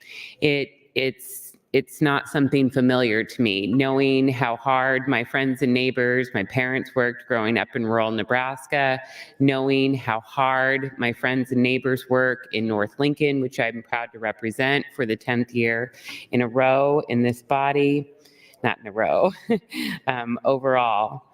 But the other thing that is unique about our experience in going door to door and learning more about our districts is my district in North Lincoln consistently has one of the highest poverty rates in the state for a lot of different reasons. There's a high student population in the district, which skews that a little bit, but it's also a blue-collar district. Full of hardworking families that are trying to play by the rules, do what they can, and find it harder and harder because of inflation, because of policies that exacerbate inequality. They find it harder and harder to keep their head above water, and they get frustrated. Because they are trying to do the right thing. And they see their state government not as an ally in helping them work their way up the economic ladder and out of poverty, and not supporting their families and their ability to start or expand a family. They don't see their state government as a partner in those efforts. They see their state government running to cut taxes at all costs for the most wealthy, for the biggest corporations, for millionaires and billionaires who don't need those tax cuts. And working men and women get left further and further behind with these policies, and now are being asked yet again to shoulder the burden of this inequitable fiscal policy that benefits the wealthiest among us and puts pressure on working men and women and people who are least able to afford it. So if we need to make, thank you, Mr. President, adjustments to this program, or otherwise if it's funded at the wrong level, we should be talking about this, but we shouldn't be making changes to benefits that support working families in between jobs so that they don't fall deeper into poverty, so that we can sweep significant amount of money to pay for more tax cuts for millionaires and billionaires and big corporations that don't need them. And let me be clear as well. One thing that's very dangerous about how we got to this point in the debate is reflected upon the committee statement. And I want to thank my friend Sue Martin for sharing online comments on behalf of the AFL-CIO and talking about the impact to working Nebraskans. But I want Nebraskans to look very carefully at the lack of opponents and the lack of neutral testimony and comments that are reflected on the committee statement. That's your time, And that's Senator. a missed opportunity. More Nebraskans representing working people should have been at that hearing. Thank you, Mr. President. Thank you, Senator Conrad. Senator John Kavanaugh, you're recognized to speak. Thank you, Mr. Lieutenant Governor. And, I echo Senator Conrad's comments about getting more folks to testify at hearings about things of great importance to all working Nebraskans. We had a conversation yesterday, I think it was, on a bill about making sure that people are able to come and be heard at public meetings for city councils and county boards and other local elected boards when they have open meetings. And we have a really great system here where every bill gets a hearing and every hearing is open to the public and people can come and testify in favor and opposed and neutral, of course. And then we've had a more robust system of submitting comments. And it is when those of us who are not on these committees, like I said earlier, I'm not on the Business and Labor Committee, and this is one of the bills I wish I had been able to sit in on that hearing, and maybe I'll try and go back and look at the transcript. But, those of us who are not subject matter experts on certain issues need the input of the people who these bills affect. We need the input of the experts who maybe represent the interests of the people that these bills affect. And it is hard to understand what a bill does when there's a rush to pass something and there's no real conversation about it. And it's hard to have a real robust conversation when there isn't effective criticism. I've got up and talked on a lot of issues this session and said I appreciate constructive criticism on issues. During the rules debate when we started out, I talked about how there were things I disagreed with having the rules changes at all this session, but the fact that we were doing it, I wanted to make sure we were doing it as well as possible. And so I proposed a couple of constructive criticisms that I thought made some of those rules stronger, which, by the way, nobody's really pointed out, but we have essentially used one of those rules today with getting to a vote on the IPP motion that Senator Michaela Kavanaugh brought up. And this bracket motion would be an excellent opportunity for someone to withdraw it and reoffer. Maybe not to telegraph what we're doing, but so, but engaging in these constructive criticisms, pointing out, sometimes slowing things down. Bills move really quickly and people say, wait, what happened? We just voted on a bill and I don't know what it does. And for those watching at home or listening on the radio, the room's kind of empty right now. So I'm not sure a lot of people are learning a lot more about this, but I'm trying to take my time and learn. And so to that point, on my last time on the mic, we were talking about the cash fund and the reserves and how much the commissioner can change the tax assessed against employers. And I guess despite my suspicion about the fact that that is true, I did find it, and maybe somebody talked about it and I missed it because I was having a conversation off the mic, but 48-649.01 state unemployment insurance tax rate. And it says December 1st of each calendar year, the commissioner shall determine the state unemployment insurance tax rate for the following year based on information available through the department. The state unemployment insurance tax rate shall be 0% if. So then it goes into some criteria that I don't fully understand at this point, but like I said, I'm learning as I go here. But yeah, so the commissioner does have the ability to change the tax rate, and he's required to lower it to 0 if certain requirements are met, being that the trust fund has a large amount of money in it, which is greater than 1% of the taxable wages of the state in the preceding year. So the amounts we're talking about here, I don't know if that's where we're at, but it does essentially says that it could be lowered or adjusted in proportion to that. So if we're concerned about employers being overly taxed and we think there's too much money in the trust fund, then maybe the commissioner should be encouraged to lower the rate in the next subsequent year. but that doesn't mean we should be decreasing benefits. And of course, we certainly should not be rating this money. That means we've taxed Nebraskans, businesses, too much, and we have not paid out enough of the benefits to employees. But it does not mean we should be taking that money out of there. And there are lots of other funds. We'll have this conversation probably going forward about the inappropriateness of taking money that is meant for something else that is paid in as a user fee or a specifically assessed tax that is directed for a specific purpose. But this is one where apparently the commissioner That's has your the ability. time, Senator. Thank you, Mr. President.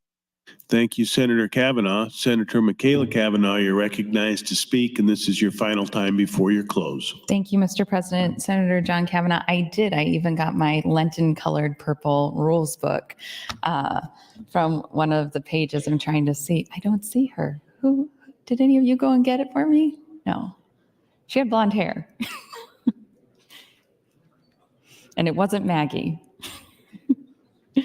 Okay, well, anyways, I have already utilized the rules. Actually, this isn't the first time because I did put an IPP motion up a couple weeks ago. And when you put up the IPP motion that specifically says it's to be read or it's to be introduced bill after bill is read, or before bill is read. So 6-3F is before the bill is read, but we did make a rule change that the introducer of the bill still gets to do their introduction before the IPP motion. But the IPP motion is the only motion that can go up before a committee amendment. So the more you know. I grabbed. Okay, 1170. So some of the big takeaways for me on this bill are opposition. Well, first of all, I oppose just reducing the number of weeks that people can collect unemployment because being unemployed is hard. It's really hard, and it is a lot of work to be unemployed. And it can take more than 6 weeks, contrary to some statements that were made here earlier today. It can take more than 13 weeks. It can take time, and there is a detriment to industries when we have employees who are furloughed, being forced to take jobs that are outside of their industry, or that are, if they're furloughed, not furloughed, but they just lose their employment, and another company, they haven't found the other company that could hire them, and that company is going to miss out on hiring a really great employee in their skill set. So otherwise, why are we encouraging people to get education, whether it's in the trades, academia, what have you? Why are we encouraging people to get skilled training if we're not going to encourage them to get jobs in their trained skill set? So the AFL-CIO has some interesting points on slashing unemployment benefit. Weeks hurt workers, decreasing the maximum duration of unemployment benefit weeks from the current 26 weeks to 16 weeks will have harmful impacts on the lives of workers and their families. Trying to find a new job in a particular career field or at similar pay to their previous work can be a struggle. It can take longer to find work in some parts of the state. That is very true. There are some parts of the state that it can take much longer to find work. And if you live in those parts of the state, you might have to actually move to find work. So that's a huge thing to have to do. And if you have to do it because you have to get a job within less time, that's just adding more stress to the whole situation. These cuts will increase economic insecurity and hardship among workers who need unemployment benefits while they look for their next job. Reduce the unemployment system's ability to respond to future economic shocks and likely result in some individuals dropping out of the labor force.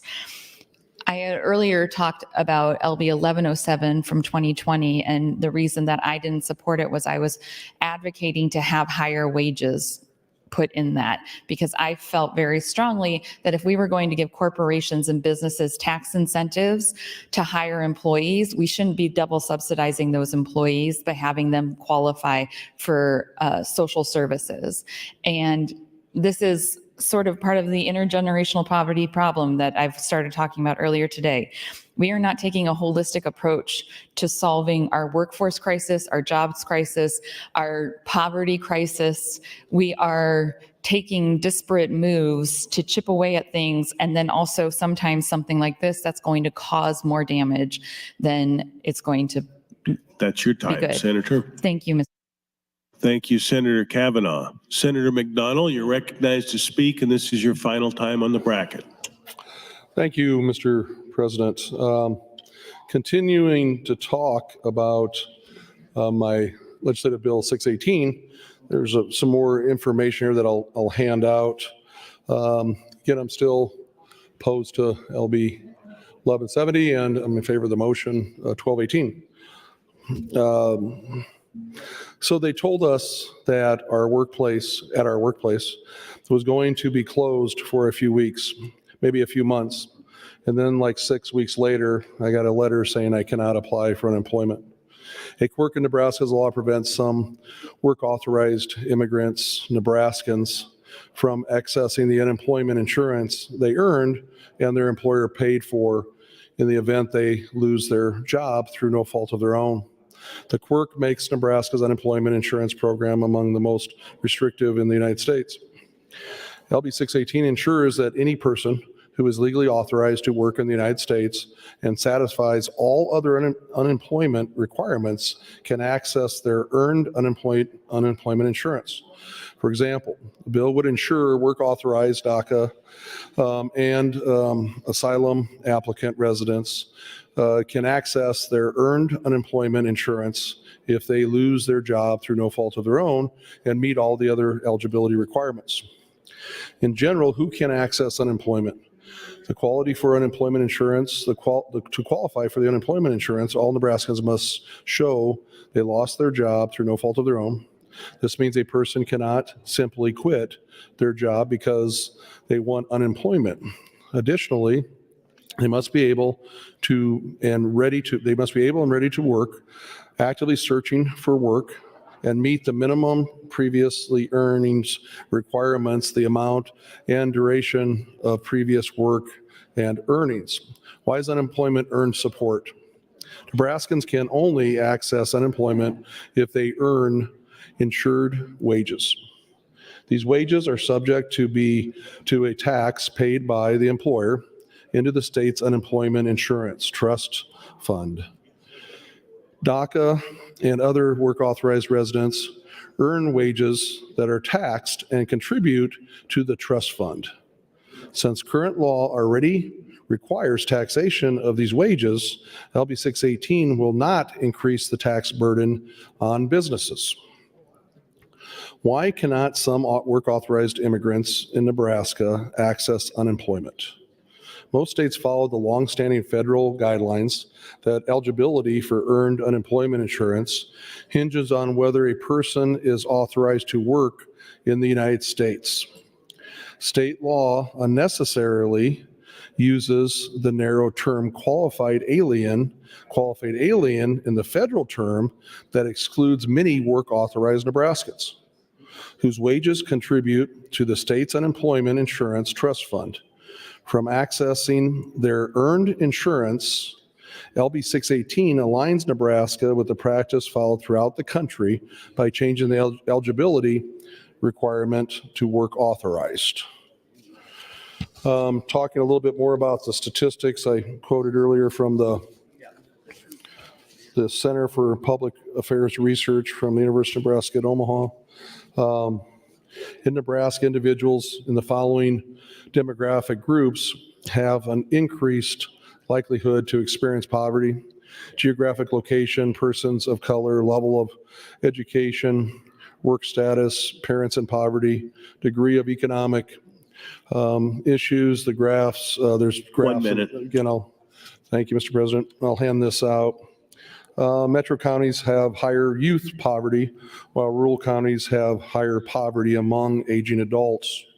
Average poverty rates in Nebraska by county. This is based on 2020 numbers. It was put together and handed out in 2022. So if you look at the number of low level of education attained as a strong predictor of poverty, as we've talked about in this body before, was the idea that college isn't for everybody.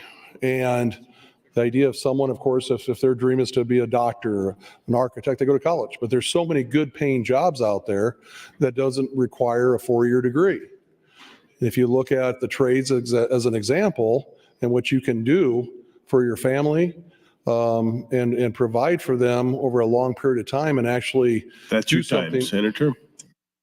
Thank you, Senator McDonald. Senator Conrad, you're recognized to speak. Oh, shit.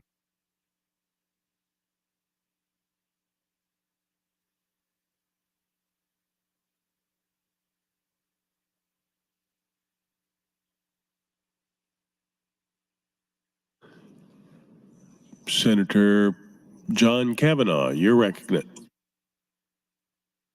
John Kavanaugh, you're recognized to speak, and this is your last time on the bracket motion.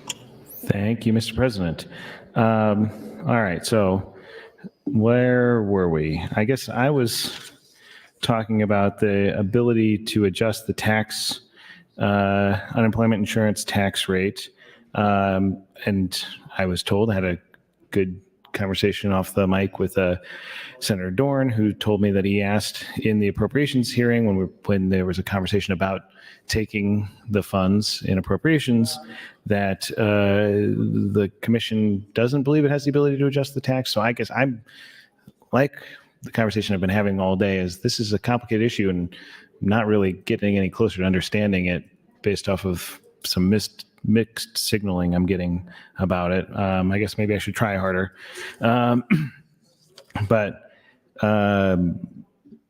Again, to go back to section 48-649.01, and again, I'd be happy to have somebody tell me what this means, but it specifically says that the rate shall be set by the commission, shall determine the state unemployment insurance tax rate for the following year based on information available through the department. And then it says it shall be 0% if there's more than 1% of the wages are from the preceding year in the fund, or the balance of the state unemployment insurance trust fund equals or exceeds 30% of the average month and balance of the state's account in the unemployment trust fund for 3 lowest calendar months in the preceding year. And then the next is the state. So that's the end of that section, subsection A, B. So then subsection 2, if the state unemployment insurance tax rate is determined to be 0% pursuant to subsection 1 of this section, the contribution rate for all employers shall equal 100% of the combined tax rate. So I guess if the unemployment insurance tax is deemed to be 0, then the contribution shall be 100% of that plus the other rate, which I guess I'm still trying to find what the other parts of the combined tax rate are. And then the state unemployment insurance tax rate is not 0. So this is next subsection 3, 0% as determined in this section. The combined tax rate shall be divided so that no less than 80% of the combined tax equals the contribution rate, and no more than 20% of the combined tax rate equals the state unemployment insurance tax rate, except for employers who are assigned a combined tax rate of 5 4/10% or more. For those employers, the state unemployment insurance tax rate shall equal 0, and their combined tax rate shall equal their contribution rate. So we got to figure out what the other portion of this combined tax rate is, I guess. I'm still, like I said, I'm still trying to figure out all of this stuff, and you guys are along for the journey in some respects, I guess. So maybe the other portion is the part that the department is not able to change. They can change the one factor, they can't change the other factor. I'm not going to force you all to learn while I'm doing this. I'll push I guess I can't push my light again, but I'm sure I'll have another opportunity to talk.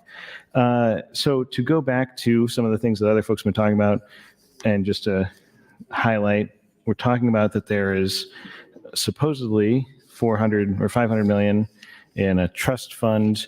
Let's see, state unemployment fund is not running low, so there's 551 million available to pay benefits, and then there's 77 million in a separate fund that serves as a reserve, and then again we're trying to scrape 60 million out of that for property taxes.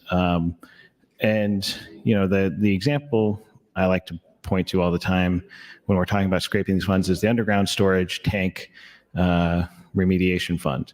And I point to that for 1 minute. 2 reasons. One is my first year here, I brought a bill to take money out of the underground storage tank trust fund. So we learned from our mistakes that we shouldn't be taking money out of a fund like that. I learned it when I brought that, and I thought, oh, this is just a cash fund that's out there. I could take this money.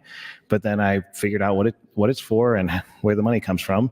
And so now I guess I proselytize for the idea of not taking money out of this fund. But users pay a fee into the underground storage tank trust fund, and then that fund is used for remediation of underground storage tanks, which are like gas storage at gas stations. And if we take the money out of that and there's not enough money there, then we are not going to be adequately funded to do that remediation work, which is really important. And like I said, I'm going to run out of time here to talk through this idea, but I will get another opportunity at some point to circle back and explain the rest of my thoughts on the underground storage tank trust fund. Thank you, Mr. President. Thank you, Senator Kavanaugh. Senator Hansen, you're recognized to speak. Thank you, Mr. President. I'm going to maybe try to clear up a few things that I've been hearing on the microphone. And I can always get on again later, and I'll try to answer some of these questions the best that I can. I was previously the chair of the Business and Labor Committee about 2 years ago. Somewhat got an understanding of some of this, even though I was convoluted and difficult as it is to understand. If you're reading the statute when it comes to the Department of Labor and unemployment, it's like reading Greek sometimes. And so it takes a lot of clarity from different aspects to maybe some understand where this is coming from. So just to make sure, we do have 2 kinds of trust funds. We have the State Unemployment Trust Fund, and we have the Federal Unemployment Trust Fund. The one we're talking about here is the Federal Unemployment Trust Fund. The State Unemployment Trust Fund, the feds, I won't say they don't care about, but when it comes to rules and regulations, it's different. That is the one where if the governor so chooses, like we're hearing from some of the opposition, that he's going to come and take a lot of this money, that is from the State Unemployment Trust Fund. The Federal Unemployment Trust Fund, the governor cannot take money out of. And so, and this is the essence of the some of the opposition that we're hearing when it comes to this bill. And another argument that we're hearing from the opposition is that we're going to pay out less benefits and the rate is not going to go down.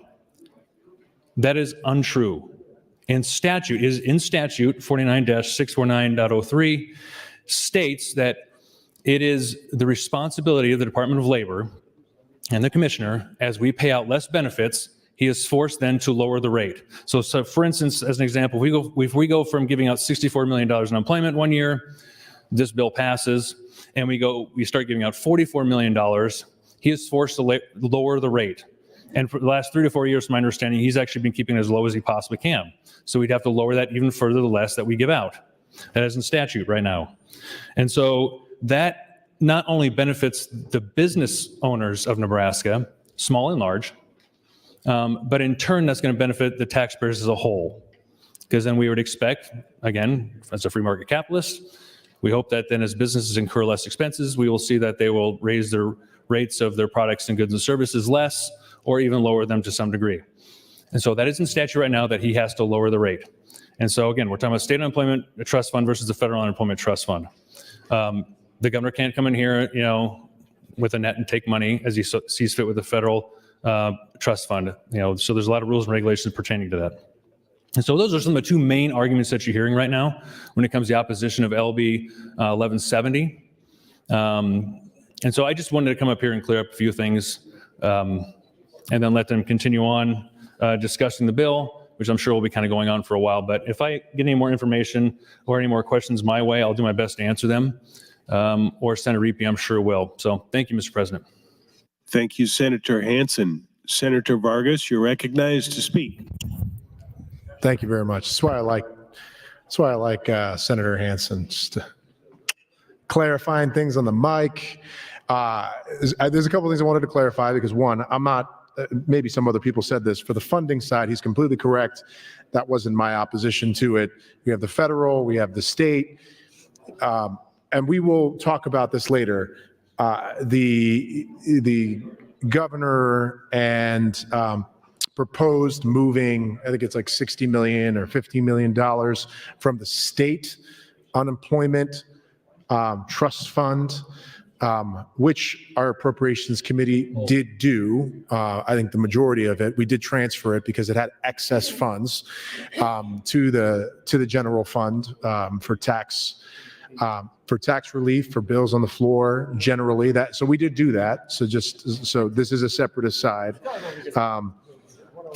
And then on the other side, and this is no less benefits, I think that's completely correct. True. That's not my opposition to it. My opposition is still coming from there isn't a standard or norm. There isn't sort of a preponderance of an economic benefit that we're seeing in other states.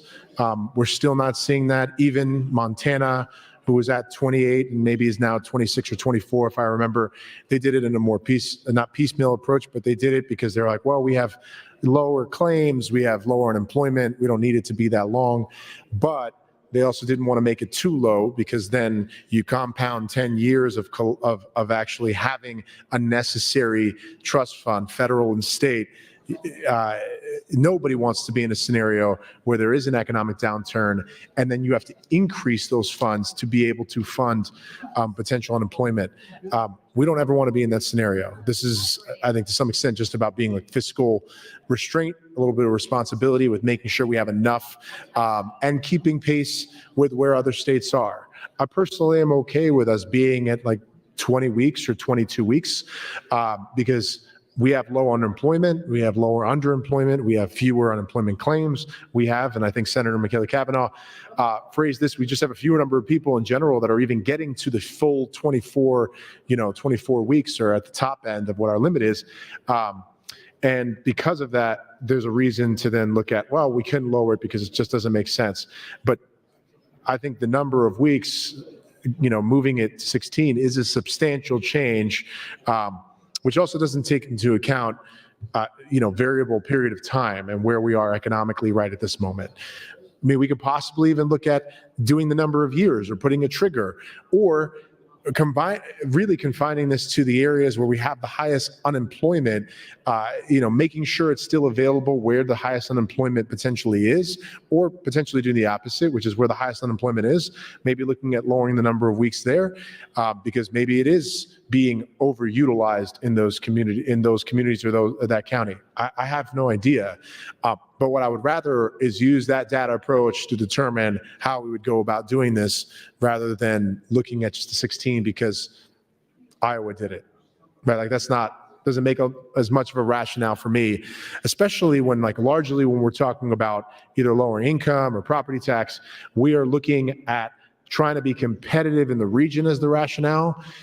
This doesn't change our competitiveness in the region because it is not mandating that the Department of Labor lower how much they charge from employers. If that was that, I think we could say we're trying to be more competitive. This is not doing that. Employers are still paying the same amount generally. There's still a variable rate in terms of what the commissioner is asking of them. But again, this is not doing that. And if it was, that would be a different scenario. So I personally am okay with lowering it. It's just, I think it is foolhardy to lower it completely to 16 and maybe look at some of the other states that have gone down 2 to 4 weeks, or look at putting a cap on this where we could reevaluate in 4 years while most of the members are still here. I won't be here at that time, and say, did the sky fall or not? And then who knows, at that time it goes back up or you lower it down. But this is a dramatic decrease in the terms of the number of weeks, and it will have an impact obviously on the revenue that goes into that specific UI cash fund for a very urgent reason if there is an economic downturn for unemployment. We just want to make sure that that can remain solvent for employees in the same way that we think about how we're going to help employers. So I remain opposed to this. I'm not opposed to, I think we can do something. That's your time, Senator. Thank you very much. Thank you, Senator Vargas. Senator Lowe, you're recognized to speak. I yield my time to Senator McDonald. Senator McDonald, you have 4 minutes, 55 seconds.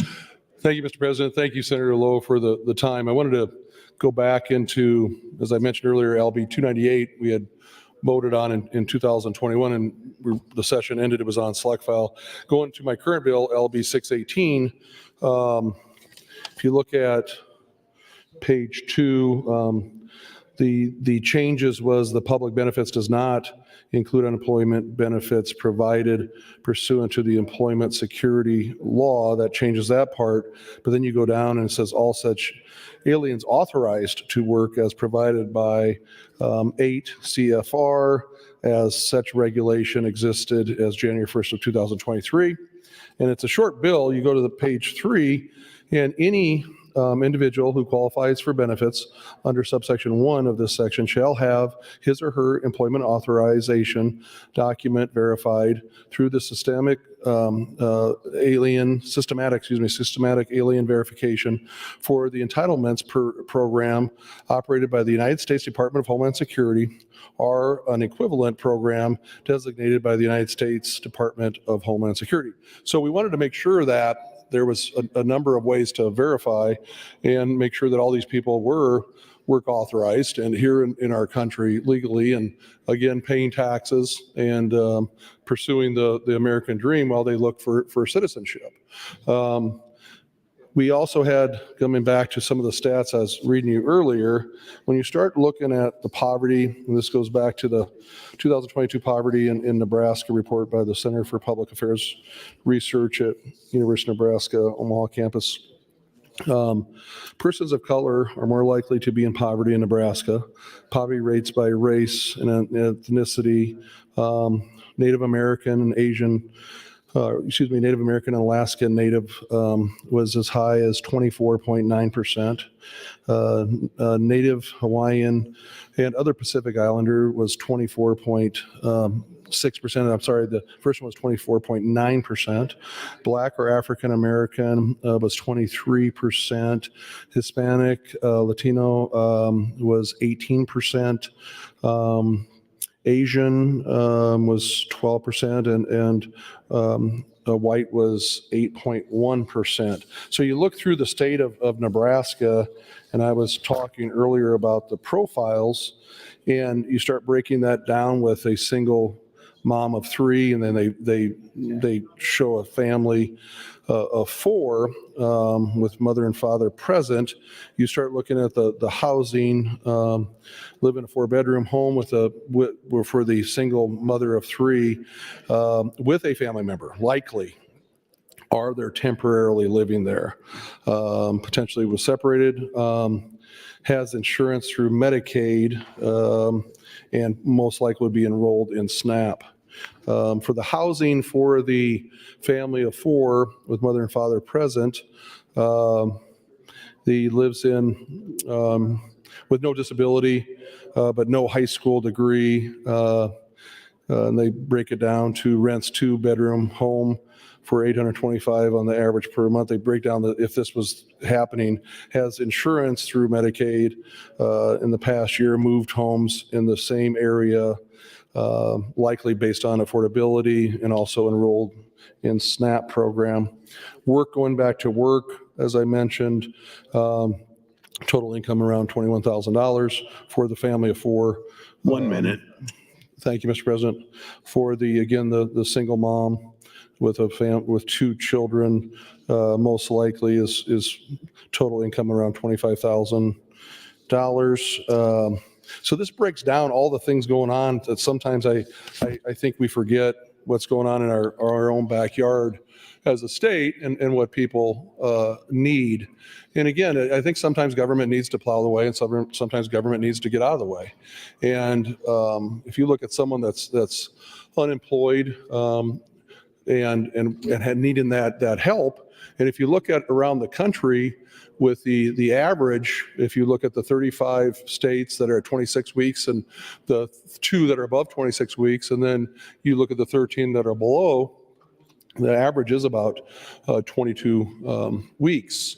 And if we're doing this for a reason that's logical on the number of weeks. That's your time, Senator. Thank you, Mr. President.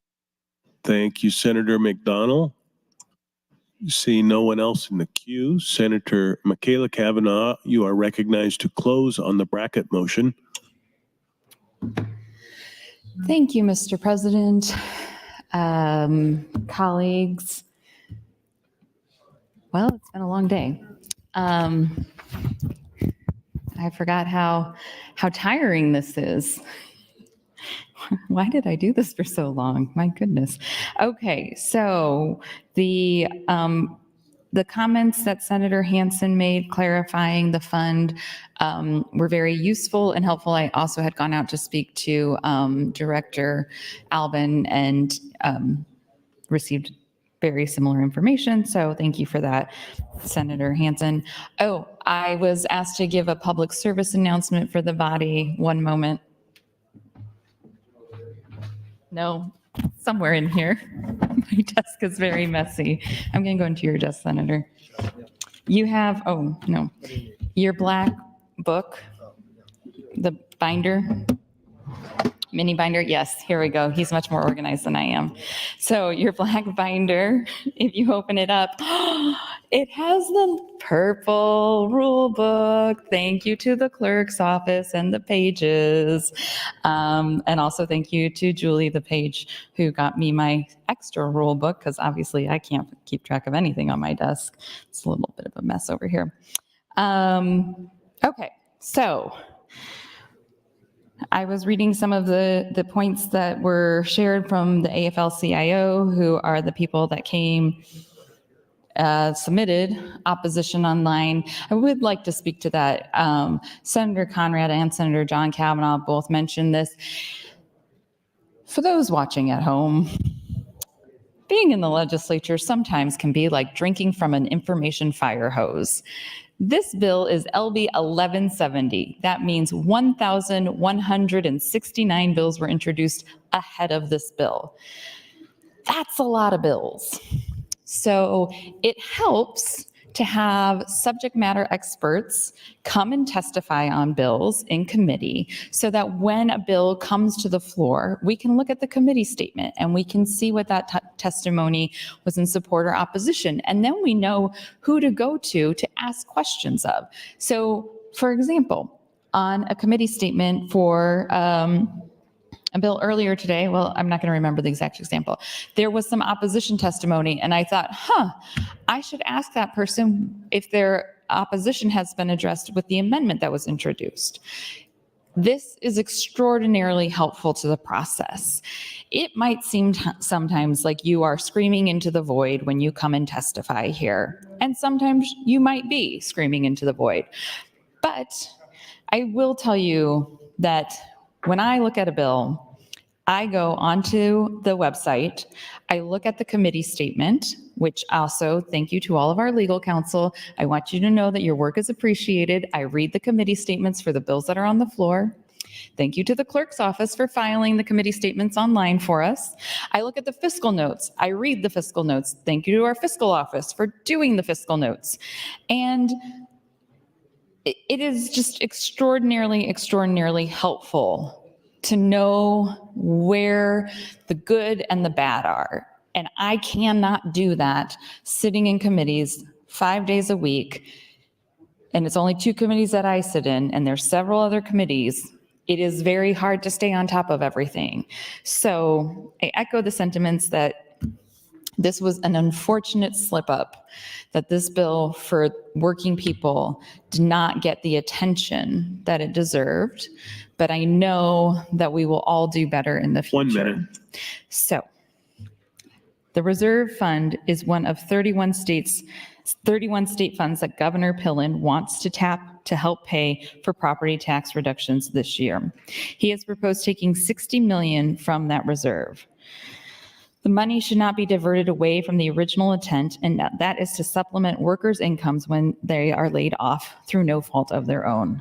There are workers who do not own property and therefore would not benefit from the property tax relief if the monies of this fund were diverted. Actually, I would say that without knowing the data at all, there's probably a likelihood that a lot of people who are on unemployment don't own property. So this money is intended for a specific purpose and it should not be diverted. I realize after hearing some of the comments, like Senator Hansen's comments, that we are talking about two separate funds, but it's still worth mentioning every opportunity that we That's should your not be time, raiding Senator. cash funds. Thank you, Mr. President. Thank you, Senator Kavanaugh. Members, the question is the bracket motion. You heard anything? There's been a request to place the House under call. The question is, shall the House go under call? All those in favor, vote aye. All those opposed to vote nay.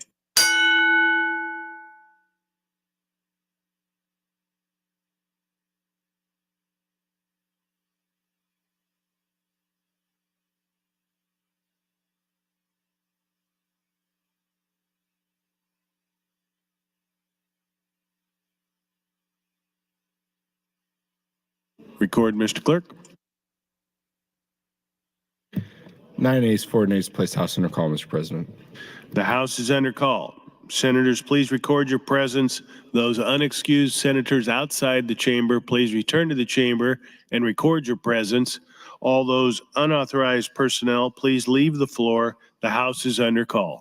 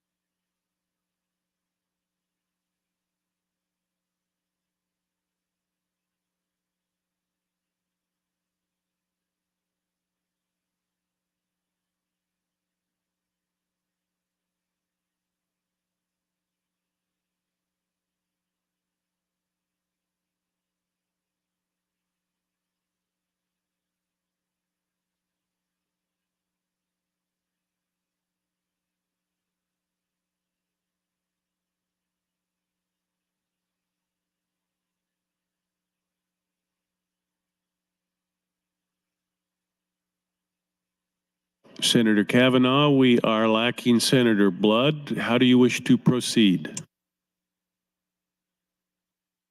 We can go ahead with a vote. Thank you.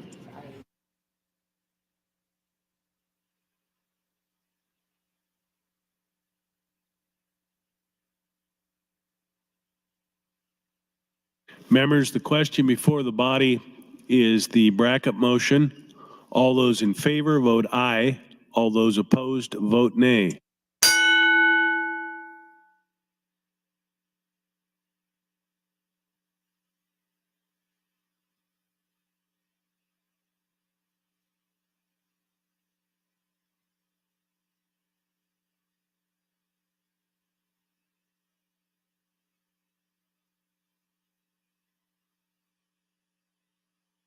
Mr. Clerk?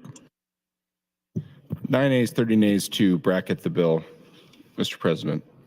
The bracket motion fails. I raise the call. Mr. Clerk?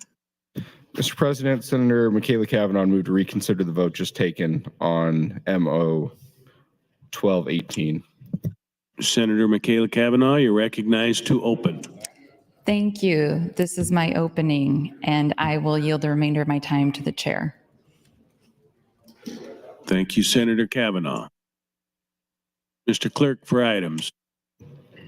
Mr. President, some items.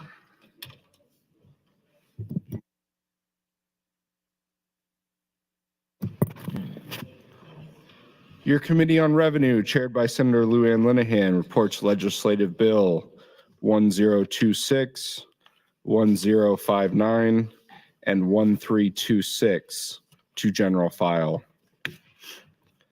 Additionally, amendment to be printed, Senator Michaela Kavanaugh to LB 62, Senator Conrad to LB 1268, Senator Michaela Kavanaugh to LB 1108, Senator Frederickson to LB 399.